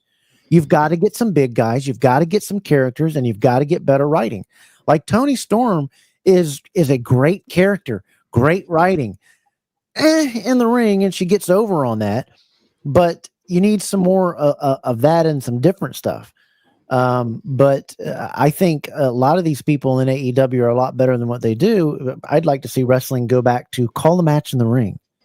Find out what's working, what's not working. Go with the crowd, chant to the crowd more. But you've got, and it shows up a lot more in the female wrestling, and it shows a heck of a lot more up in the gymnastic type wrestling when everything is planned to the point that if somebody's a little early, 2 or 3 seconds is a long time for you to stand there and go, yeah, the match is shot. Oh, there it is. Yeah, you got to go back to letting them call it in the ring so that things look, I mean, you can play off things that are so bad and it make it look real. But I'd wish that type of thing come in. But Ethan, what's your points on the guys that they were just talking here? Because we got a little bit. I tend to agree. It's, some could say WCW's creative died. Was it Halloween Havoc 96? Warrior Hogan? that was 98. 98. Was that 98? 98? There you go. That was, I'm a Warrior guy, so. But. Woo. Yeah, I get it. Go ahead, Ethan. Yeah, so but as far as AEW goes, AEW again, like you said, there's no variety. It's just boring. I'm sorry. If I want to go to sleep, I put it on. Yeah, it's bad. It's just all the same type of matches. It's all the same type of stuff, and again, the same type of guy. Where are our wrestlers? These are all guys that should be middleweights to cruiserweights. Where's the heavyweight guys anymore? Where's your big guys? Where watching AEW is like watching Nia Jax try to do a chair shot. Go buy some steroids or something. Bring back that era. Then I'm fine with that. Juice them up, get them big. AEW needs a Vader in the worst way. And they have one in Wardlow, and they don't put him on TV. Well, he's doing American Gladiators now, but they need a Vader and just have him mow through the roster. And then now you have to think about. See, this is the people don't understand. The most important thing a fan can do when they're watching wrestling is ask questions. And when you had someone like Vader in the early 90s just mowing down WCW guys, the first question in your head was, who's going to stop him? And you would watch just to see who was that going to be. Now, finally, it was Ron Simmons for a minute, then eventually it was Flair. No, that's Florida State Seminole legend, Ron Simmons. You're right, I'm sorry. But it's like there's no one in AEW that I look at, and again, I'm not trying to beat up on it, because WWE, to be fair, WWE doesn't really have one either. Neither company really has a Vader where they're just believably mowing guys down. Just a huge mammoth of a man, and is agile. And how are we going to stop this guy? WWE had him in Gunther. Yeah, and they buried him when you put that belt on. You're gonna be checked out. Yeah. I'm not going to say they buried him when he lost. You're done. Uso, but they haven't recovered from that well. Nope. Well, and with the whole Goldberg thing coming on, if you brought Goldberg back, you think if I'm Gunther, I'm going to trust you to pick me up and do something with me when I'm pushing 300 pounds and you're as stiff as a board when you were in your 30s? And Goldberg is one of the most overrated wrestlers to me of all time. Thank you. Period. I think I would be surprised if Gunther doesn't just manhandle him the whole match. He was always stiff. He was like the Road Warriors, even though the Road Warriors were burnt out in 5 or 10 minutes, but they were stiff as crap. The whole match. They won't sell anything. Ultimate Warrior, stiff as crap, would never sell anything or try to do anything. Warrior was just a great character, and that's why everybody loved him. Yeah. But Bill Goldberg has just always been annoying to me, and always been, he's almost like he's the overgrown Stone Cold ripoff. Steroids, but at least Brock could do some things in the ring, and at least Brock Lesnar will sell.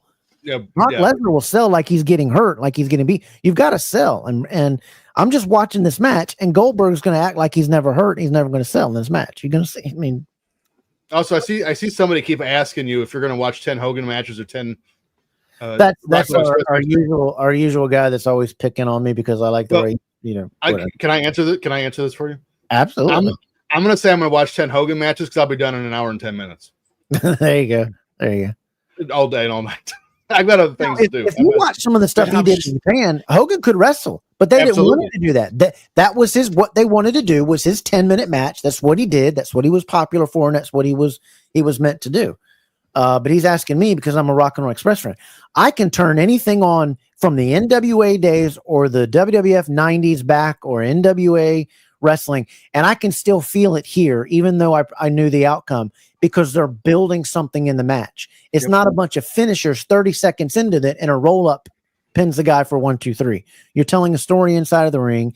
Do you remember the days when Bobby Eaton would get in the ring and then he'd run out of the ring because he got hit and he'd go hug Jim Cornette and kiss him and slap to you're building something. You're telling a story and that's done. They don't even interact with the crowd anymore, these guys. No.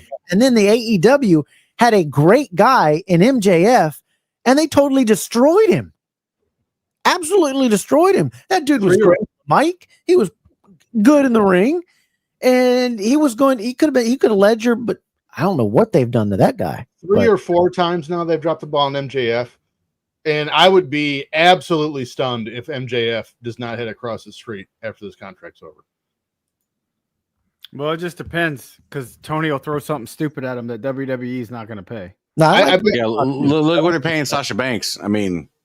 But I think you get to a point because Sasha Banks has been there, right? She's been to WrestleManias. She's been to, just because of when she was there, she's been to some of the bigger WrestleManias ever. At some point, in kiss my butt on Wembley, but at some point, every wrestler should wants to be there. I would think if they actually take pride in their craft, and especially now the business. And we can have an argument all day long about WWE's ticket prices, and I'm with you on that. But they're doing record business everywhere we go. And if I'm MJF, I want to be at WrestleMania because I know WrestleMania is going to be there every single year, doing 70,000 plus 2 nights in a row. And do we have ticket numbers right now for Texas? All in Texas?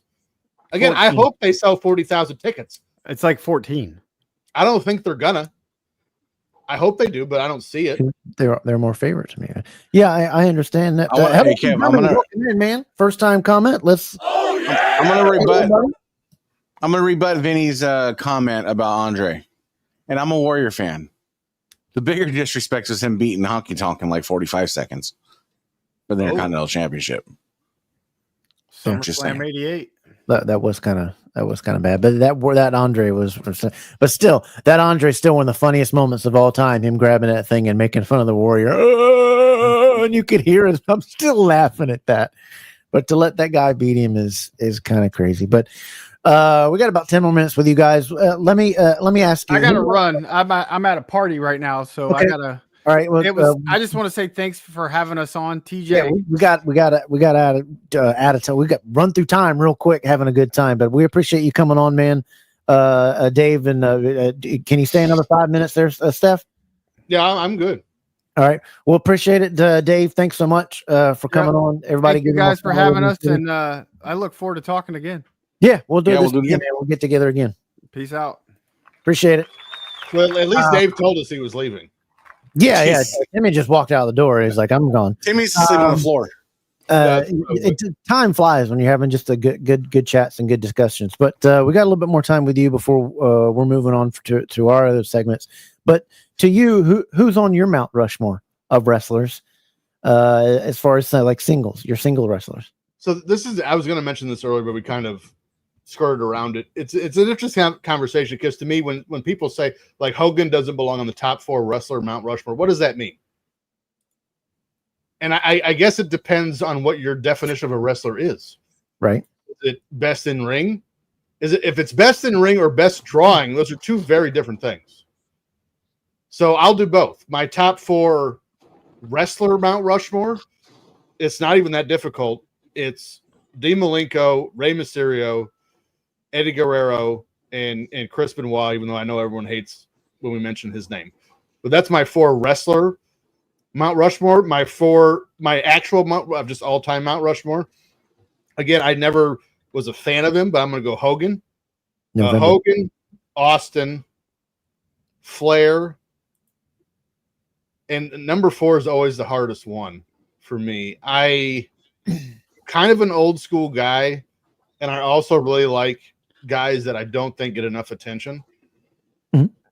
So for that reason only, I'm going to put my number 4 at Nick Bockwinkel. Mhm. If you can see in the background, I actually have the prison belt from the AWA. I've actually gone back and studied AWA because I live in the area. If you've never watched a Nick Bockwinkel match, go find him. That dude was amazing. And his manager was Bobby Heenan in the AWA. Yeah. Ethan, what's your top 4? Give it everybody see if they don't remember your top 4 wrestlers. And when I say your Mount Rushmore, I'm saying if it's a complete package of everything, who you putting on there? Okay.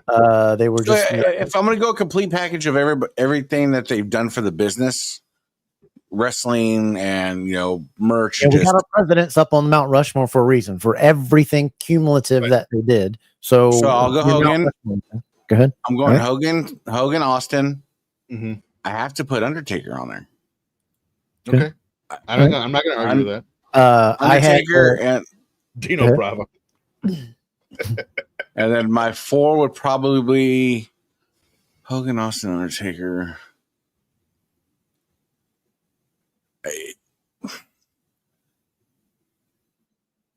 I'd probably go. I don't want to say The Rock, but I'm going to have to go The Rock. Mine was Hogan, Flair,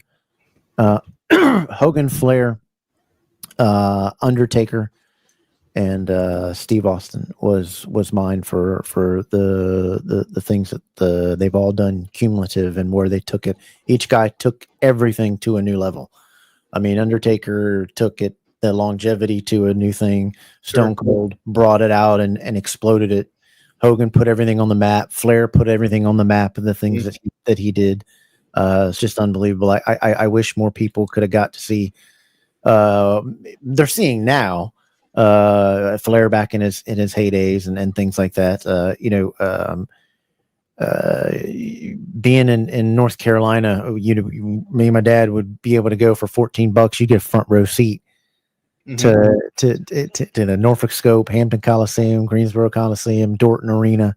You go to all those places, $14, and you could go to a noontime show, and then you can drive back, heading back home, and at the 8 p.m. show, Norfolk Scope, and there'd be Ric Flair again doing another 60-minute match.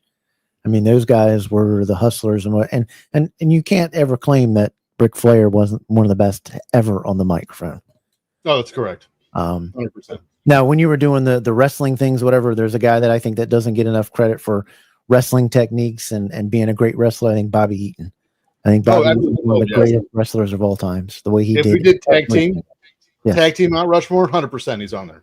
He was a great single wrestler too. I mean, he was such an outstanding. I think I miss him a lot. What was his TV title match? Was that him and Arn? Arn Anderson, yeah. And then didn't he also have a world title match with Flair on like a random? He had 2 with Flair, and then he had. People don't know Bobby Eaton has won over 41 titles from the places that he's been. 41 titles.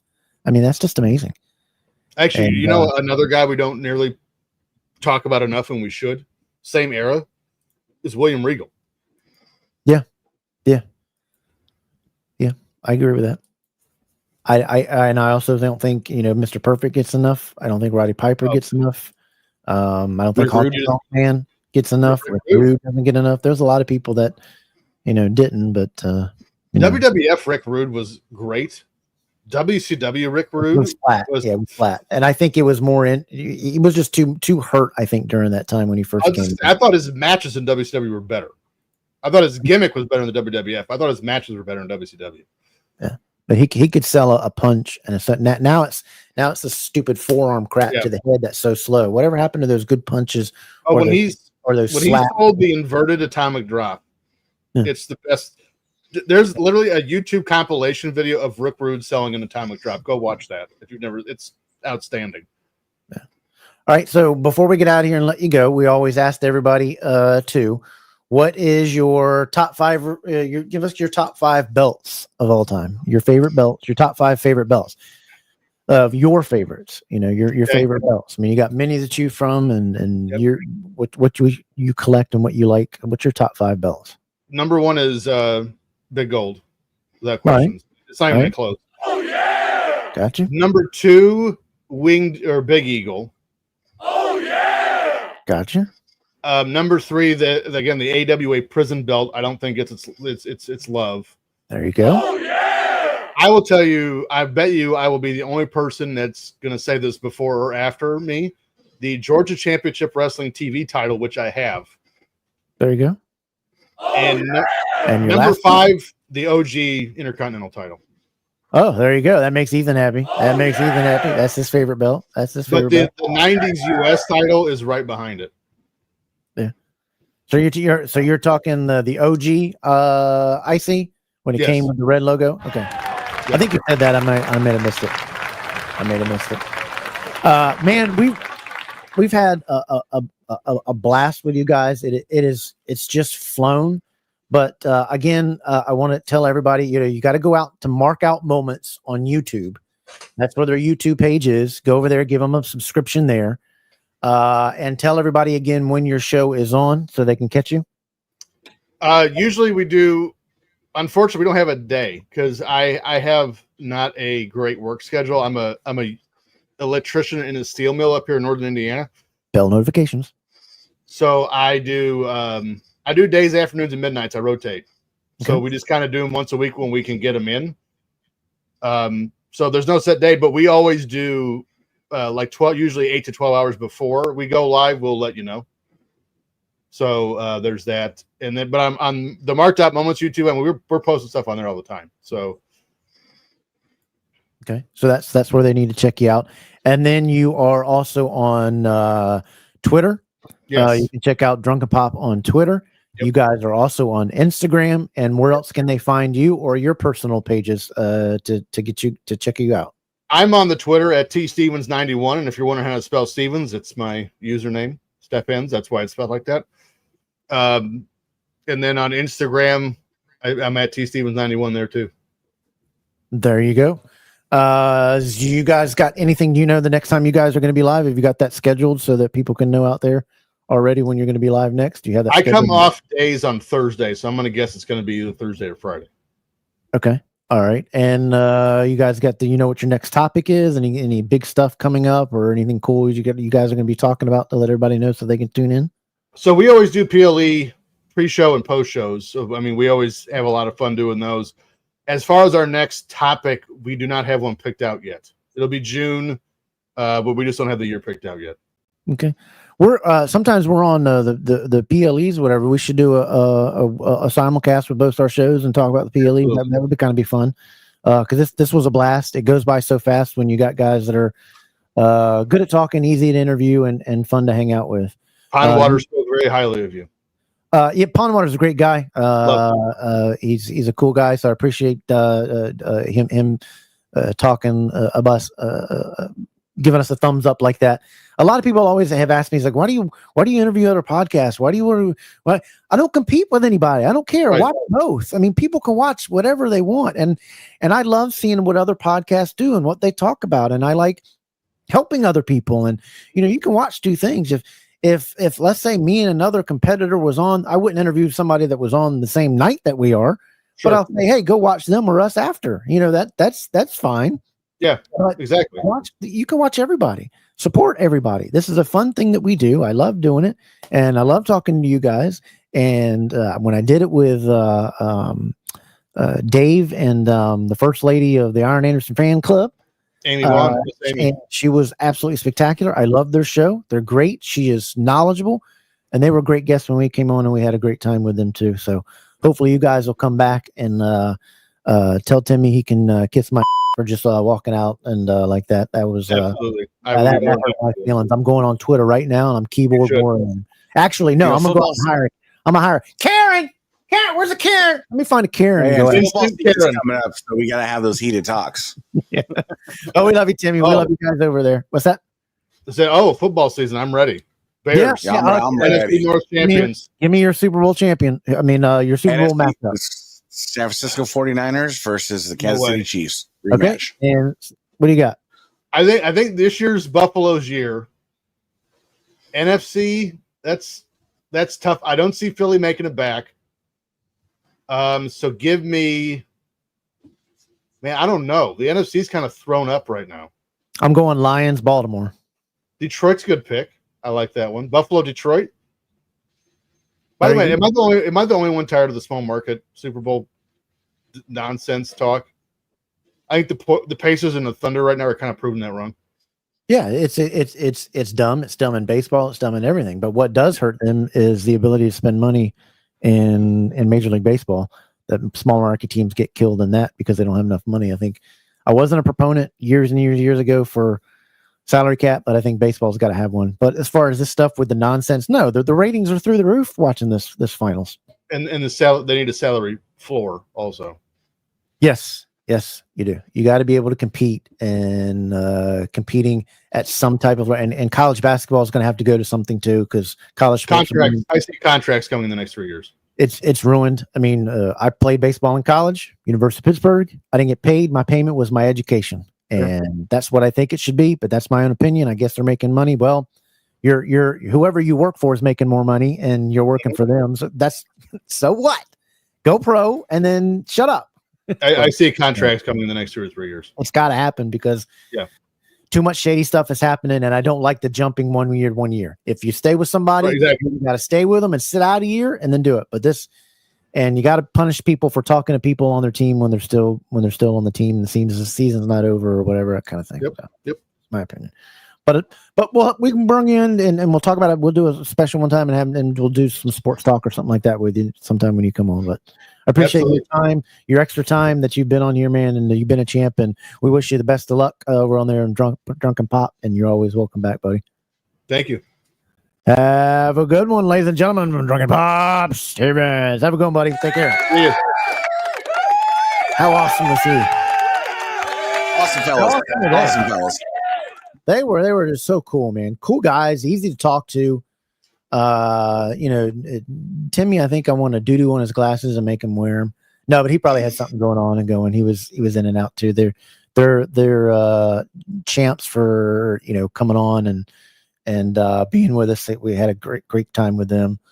Hey, he gave him a follow. There you go. Ethan, you gotta tell them what they got to do. That the guys that are just watching and tuning into here, maybe they were coming over from Drunken Pot and they were tuning into DDK first time. What they got to do? Just tune in. Hey, hit that like button, hit that share button, and subscribe. Keeps us going, keeps us motivated, keeps the gears running. Yeah, it does. And if everybody could just pause for just 5 seconds, scroll down wherever your commenting is. I think it's even above before you comment. There's that little thumbs up. Please, everybody right now, just click that thumbs up.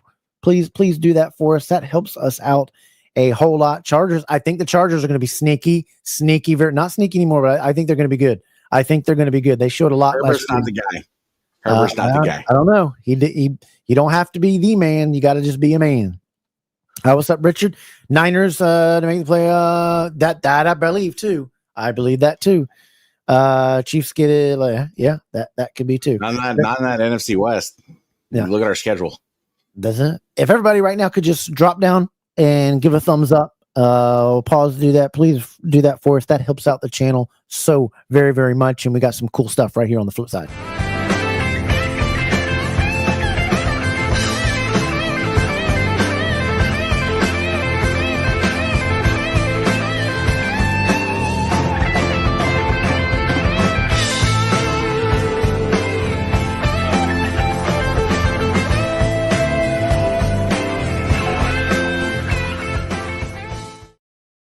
They were talking about we were talking about cool books. Dick Bourne makes some very great books to read. He makes a great one with the 4 Horsemen. You got to go check out and read that one. And then there's ones that people don't know. You got to go to the CrockettFoundation.com and get these ones. This talks about the Crockett era. This was when wrestling was wrestling. This talks about the NWA days. And this is all about the great volume 1. There's a volume 2 going to be coming out. This talks about the great tag teams during that era of NWA wrestling. You got to go check out those books. We were talking about books, and the Nitro book is awesome.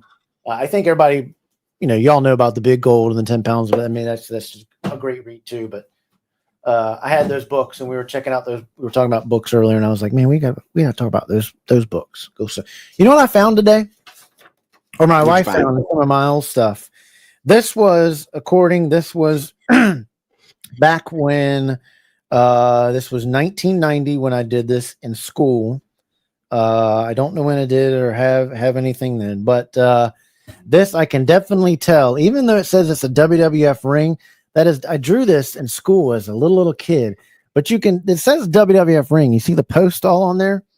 But what's interesting and funny about this is that's the Rock and Roll Express guy right there. They were in the WWF for a brief time, but that's definitely the Rock and Roll Express. He's getting body slammed. I would have threw it as Sergeant Slaughter, Body Press, and Ultimate Warrior. That's what I would interpret it as. Well, I don't think the Warrior was. Yeah, he was out during this time I did this, I guess. Yeah. But the blonde hair, no, he wouldn't have blonde. He didn't have blonde hair, did he? Oh, I'm on the. He had like kind of like light brown for a while. I don't know. Everybody can give a guess who that is. I think it's Rock and Roll Express because I like them. But anyway, I found that drawing and I thought it was cool. It just brought me back. I don't remember doing it all because of my head. But what was really cool, and this is an all moment, is down at the bottom. It reads, "Mom and Dad, pin down anything I need or want. Love you both." How pretty cool catch line. Pretty cool catch line. Pin down. Good play on words. Let's catch up on our comments here with what everybody is doing. The other night, the after show mishap, that was kind of funny when Richard didn't do the things. No, we're not signing off yet. We got a good 15 minutes left in the show. Going to talk about a couple more things. Jerry giving us a thumbs up. So welcome to all of you guys that are watching. And thank you so much. We are going to announce in 2 weeks when our giveaway show is. You got to be a subscriber to win the belt that we're going to give away and to win the other prizes that we're going to give away too. So we're going to be giving some other prizes too. Ethan, I think you'll finally be ready to announce what you've got going on next week. Can we get that plan?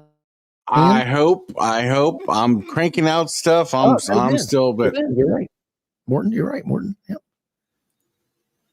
I'm cranking out stuff. It's just work schedule and everything else. Yeah. Yep, the stipple ones are good. So get it because we want to announce that. That's pretty cool. I do still draw the same. I did. I drew a picture to you. That map to help you avoid ice. I hope that worked. But I still draw the same. That's my maps. But I just found that and I was like, I thought that was a picture to ice. Yeah, but no, I was like, it makes you feel good. My parents are gone, and then they kept it. And we're finding a lot of things that are stored in the barn out on the old farm, so it was kind of cool. It made me feel cool. It made me feel good. And it's sad that I don't remember it just because of my head stuff. But anyway, it was takes you back to the nostalgia. Yeah, it does. It does. But it's DDK Saturday night. And what we do usually each week is we have our picture of the week and we always talk about it. So, Ethan, you want to tell them? Roll it.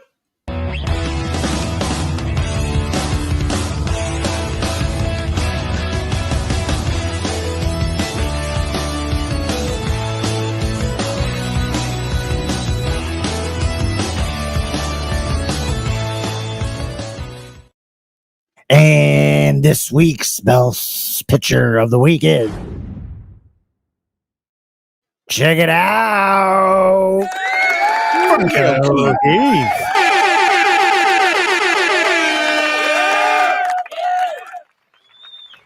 Look at that picture there. Got his whole setup. Give him some DDKs. Throw up some DDKs in there. Some applause, some congrats. Kevin O'Keefe got the blue background going in there. Got his belts all set up and cleaned up. Just enough for a kid or a dog or something to come knock it over. Uh-oh. Let's hope that doesn't happen. But he got a clean look going on here. Got it all up, posted it. I was like, you know what? That's an awesome picture. That's pretty cool. So Keith got nicely done, Keith. Of the week this week. If you want your picture of the week, all you got to do is go over to Wide World of Belts on Facebook and post it up there, or you can tag me on X or Instagram and over on Facebook as well if you want your picture to be looked at for Picture of the Week. And once again, congratulations to Kevin O'Keefe for Picture of the Week. Really cool picture. Did a good job with getting everything set up and handled in that way. It looked pretty good. Very classy setup, very elegant. Yeah. It looked pretty good. You know, the hobby's been kind of crazy the past couple of weeks, past month, and hopefully everything with people will calm down and everybody will get not so mad at each other, and we can all have a good time and enjoy the hobby. But what I did want to bring up here is I saw this on I want to get everybody's thoughts on it. But we saw this on eBay, and I wanted to see what everybody thought of this, because it was I just saw it. I was like, I can't believe somebody's selling it for this. But let's check this out. This here was on eBay. It is a CS, a crumb ride for $10,000. It can be yours. $10,000. It's not even in this guy's hand yet, so I don't know why it's even up on. That violates eBay's rules. But it says these belts now are taking over 2 years to produce and getting longer every time. Ooh. This is a belt that is almost done after waiting for 2+ years. And it's about to ship. So it'll be knocked out soon. No wait, no 2-year wait. You can get it right now. So forget about Brian. I don't even know what crumb. I don't think that's their fully loaded one. I think it's their mid one. No. $3,000. You can pay $3,000 or you can pay $10,000. But did you see this? Well, and you can also, hopefully they didn't promise them 60 days, because that 60 days is going to turn into another year. Yeah. They're not. I haven't heard anybody complaining really. Have you heard any more complaints? Like what's been going on? Did I think the email, when we did that podcast, when we did that interview and we talked about, everybody use their email. They say their email is the best thing that they check because they get so many messages on Internet. I think that's helping it up. But people also got to understand it's only 3 guys making the belts. They don't have a big old. And I think they blocked a lot of people that mentioned stuff. So, ding dong. Yeah, it was. That was a pretty picture. It was pretty cool. But we got C4 in the house. But what do you guys think of this belt? $10,000 would a little high. I mean, people. We don't want to say this. You can sell it for whatever you want. That's your thing. But I'm just putting it out there. It just shocked me. Yes, that Hogan belt is on eBay too. That was how much? But watch that for a scam though too, because if you go look up the details on that Hogan belt, that guy joined eBay June of 2025. Yeah, and he's got no reviews, no thing on that Hogan belt. Yeah, I would call Hogan's shop first and say, "Hey, did this sell?" That would be a thing that I would. If you're interested in buying it for $13,000, please hit up my man Colin, and he can make you 3 or 4 of them for the same price. Absolutely. And now that you mentioned about Colin, you got to go check out C4 Authentic Belts. They are the only ones partnered with Crumrine. Partnered with Crumrine themselves, making the C4 belt. And they now have renamed it the C4 Ortiz Crumrine Big Gold. It is the only one being made by, like the original, with a silversmith making it. And they have the cast pieces of the wrestlers and the stone holders that are going on these belts too. You got to check it out. It's an unbelievable belt. I have one. I absolutely love it. It will not take 2 years to get your belt either. They're doing a fabulous job, and it is the best Crumrine out there that you can get. You got to check them out over on Facebook. Colin is a great guy. So over on Facebook, check them out at C4 Authentic Belts. And they're also on the World Wide Web. Check them out. It's got all the pricing, how you can get a hold of Colin, how you can talk to them. You can do payment plans. You can do all sorts of things to be able to get one of the best belts to be made, again, by a silversmith, the way it was done originally. And for the price they're doing, it is just unbelievable. So check out C4AuthenticBelts.com. And remember, C4 Authentic Belts taking you back to like it's 1986. But we also wanted to go over, there was some news, and I wanted to see what everybody thought of this. There was some news that came out, and this, to me, kind of got me like, are you kidding me? Now, Sportskeeda is kind of one of those, it can be there, hit and miss kind of site too, but it was saying that Triple H is deciding that he may retire the women's tag team championship after what happened. It's going on that the tag team champions have been ignored for a while, and they're getting ready to retire that. And this could be a thing to where they even do it in the men's. What do you guys feeling in getting rid of tag team championships? I can't believe that they would do something like this. Ethan? If they do their,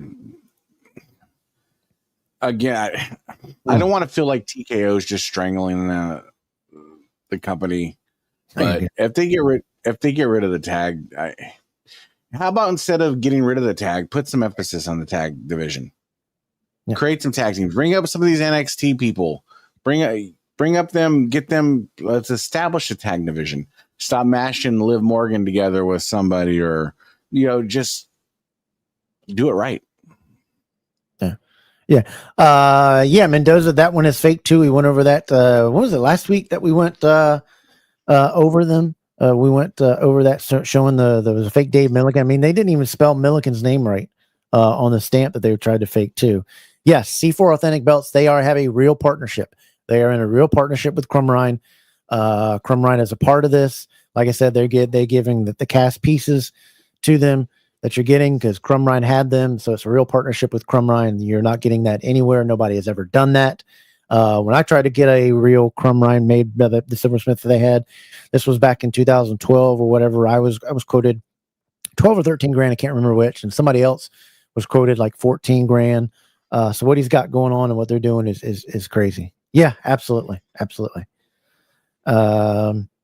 But they should retire all the championships. Oh my, Vinny coming out just swinging. That's only because Vinny wants them to bring back the big green. Do away with it all. Maybe we should do away with Mendoza Craft. Just do away with it, man. Just be done with Mendoza Craft and just let Mendoza Craft come to Daybreak Farm and live out his days, and he can live in one of the barns. Should we do that? Put him in the pasture. Put him in the pasture. Yeah, the tag teams. Yeah, yes.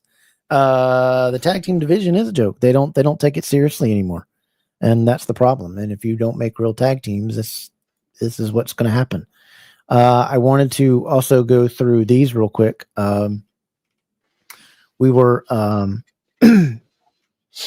but I just hope that they don't do that. As bad as the divisions is, I don't want the tag teams to go away, but it looks like it might happen. So we'll see what happens. But hey, we need to do a scammer roundup.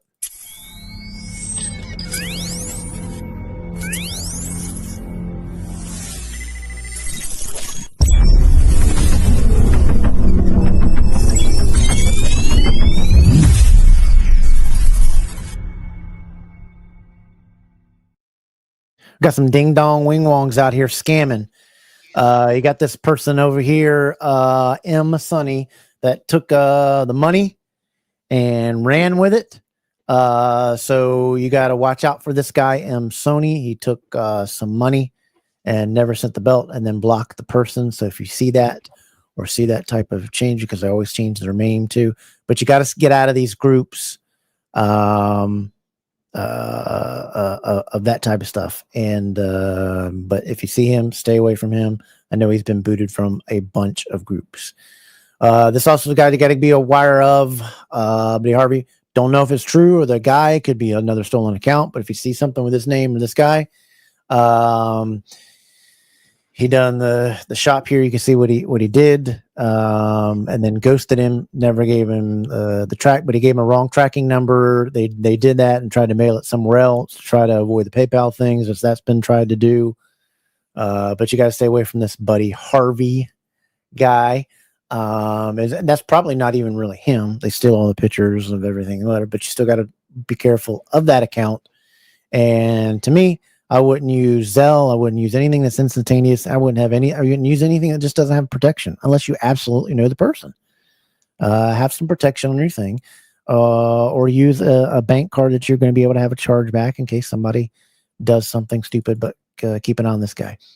This also guy here, the circle's there to protect any family members because I don't know if this is a real picture of this guy or not.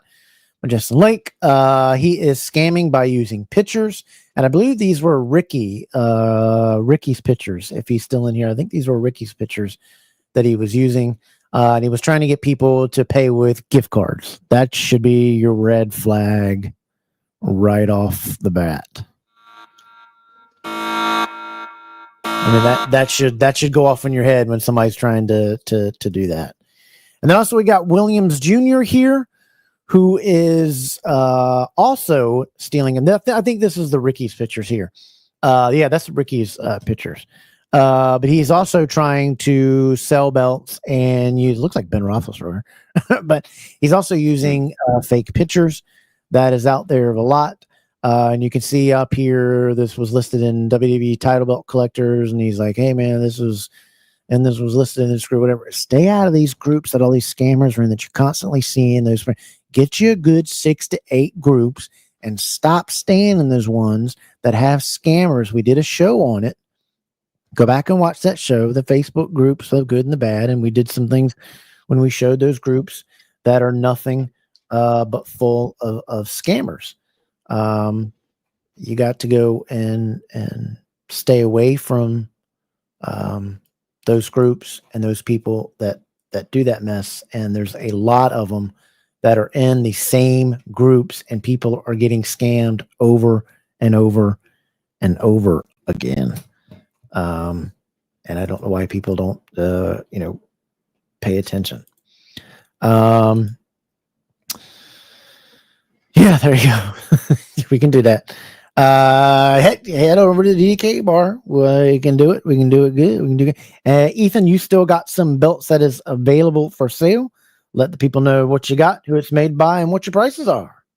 I do. I got the NWA United States up there with the. You are breaking up. Try that. Logo HD. Redo that again. You were breaking. Got the NWA. There you go. You got the NWA United States Nawaz HD, 600 shipped. Ooh. And then I got a Nawaz HD Winged Eagle all gold on AJ Gittins leather, 600 ships. Wow. Oh, yeah. You're not going to beat those prices. And that's the belt right behind him. One of the belts right there. The Voltron is not for sale. The Voltron is not for sale. Even though I like it. And I want it. He will not sell it to me. But I don't understand why. Well, as soon as this belt gets sold, my display of Power Rangers helmets is going up. Are they? So what are you going to do to your collection? What's going to happen to your are you going to be still collecting belts? Or are you? I'm going to collect randomly, but I'm going to do a lot. I'm going to get into the customs. Oh, what you got? My Triple Crown. So me and Max have been talking, and he's going to work on a Voltron. We're going to work on a Voltron custom. Oh, and then Max. Oh, yeah, you got to go with Max. I mean, Max is the man.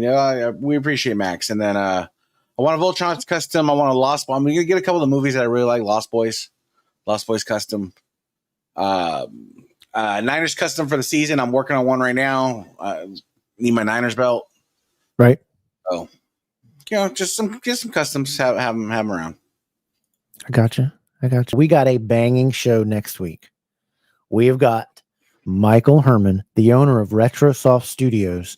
He is the owner of it, and he's also the lead developer on Retro Mania Wrestling. If you are not familiar with this game, I don't know what your problem is, but you've got your head in the sand. It is an awesome game. It's like a throwback to the WrestleFest kind of thing, but with way more creativity, modern moves, creativity. You can change their outfits, you can change their stuff. They got the Rock'n'Roll Express, they got Magnum TA, they've got Nikita Koloff, they got just a bunch of great wrestlers. They've got a ton of guys that are in this. He's going to be able to be on with us next week, talk all about the game, tell us how it all got started. We're going to show some stuff on the game and how cool it is. Here's one of the Rock and Roll Express, and I've added the Rock and Roll Express theme music to it, but this is one of their intros. I think I played this before, but I added this music to it, but this is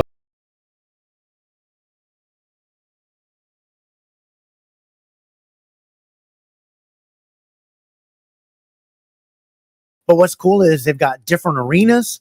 You can change the Rock and Roll Express outfits. They got 9 or 10 arenas that you can wrestle in. There's just so many more wrestlers. They got Nick Aldis in there. It's just a great, fun game. And it's very inexpensive. It's always on sale. I believe it's still on sale for PlayStation. They just had it to where it was 80% off. They just had it for 80% off for all platforms just a couple weeks ago, if you don't notice. So maybe when he comes on next week, he may do a DDK discount for you guys to download it. But it's available on all platforms. All you got to do is download it off of Steam for your PC, PlayStation Store, Xbox Store, the Nintendo Store, whatever they call it. That's where you go to get it. It is a great game. But it's pretty cool. And I want you guys to be here next week to be here, and it'll be fun. It'll be a great interview with that guy.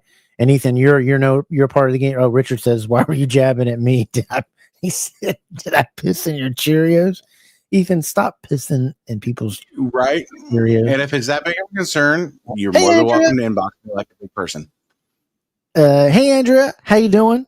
Good in it. But stop peeing in people's Cheerios. That was funny. I haven't heard that in a long time. I mean, I haven't heard that in a long. Do you remember when I was a kid? I'm 0 for 2. I'm 0 for 2 in this hobby with my joke, so I'm just not going to joke anymore. I was telling Vinny that earlier. Me and Vinny Carquita were talking. I was like, I'm just done joking because you know what? I'm 0 for 2. All right. Well, I'll just be an asshole instead. Said you didn't mean it to be spiteful or mean, so I think y'all will be okay. And maybe Richard can send you the Teenage Mutant Ninja Turtle belt and y'all can be good.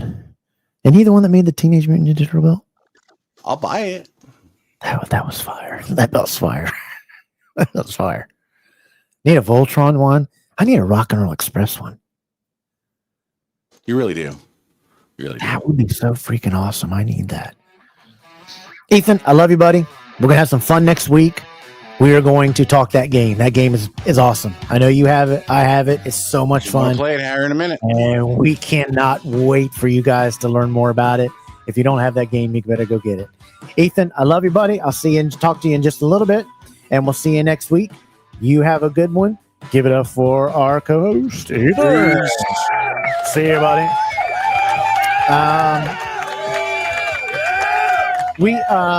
Why am I centered like that? There we go. Oh, that's still not right. Anyway, it's all messed up, I guess. Don't know what it's doing. There, it's doing it again.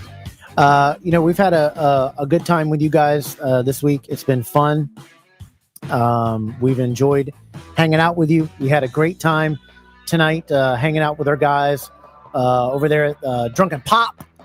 Check them out on Markout Moments YouTube page. Make sure you subscribe to them so you get the bell notifications when they're going live and when they do their show. And make sure you do not miss next week. Michael Harmon, owner of Retro Soft Studios and the lead developer of Retro Mania Wrestling. It's going to be awesome. It's going to be great. I thank everybody for tuning in for the DDK Saturday night. Make sure you guys, again, are here next week. It's going to be a blast. So throw up those DDKs and good night. And I want to make sure that you guys always remember, I love you. Thank you for all your support, all that you guys do for the show. It helps it out so much. Tell all your buddies to come in. We have a blast. Everybody's opinion and views here are welcome.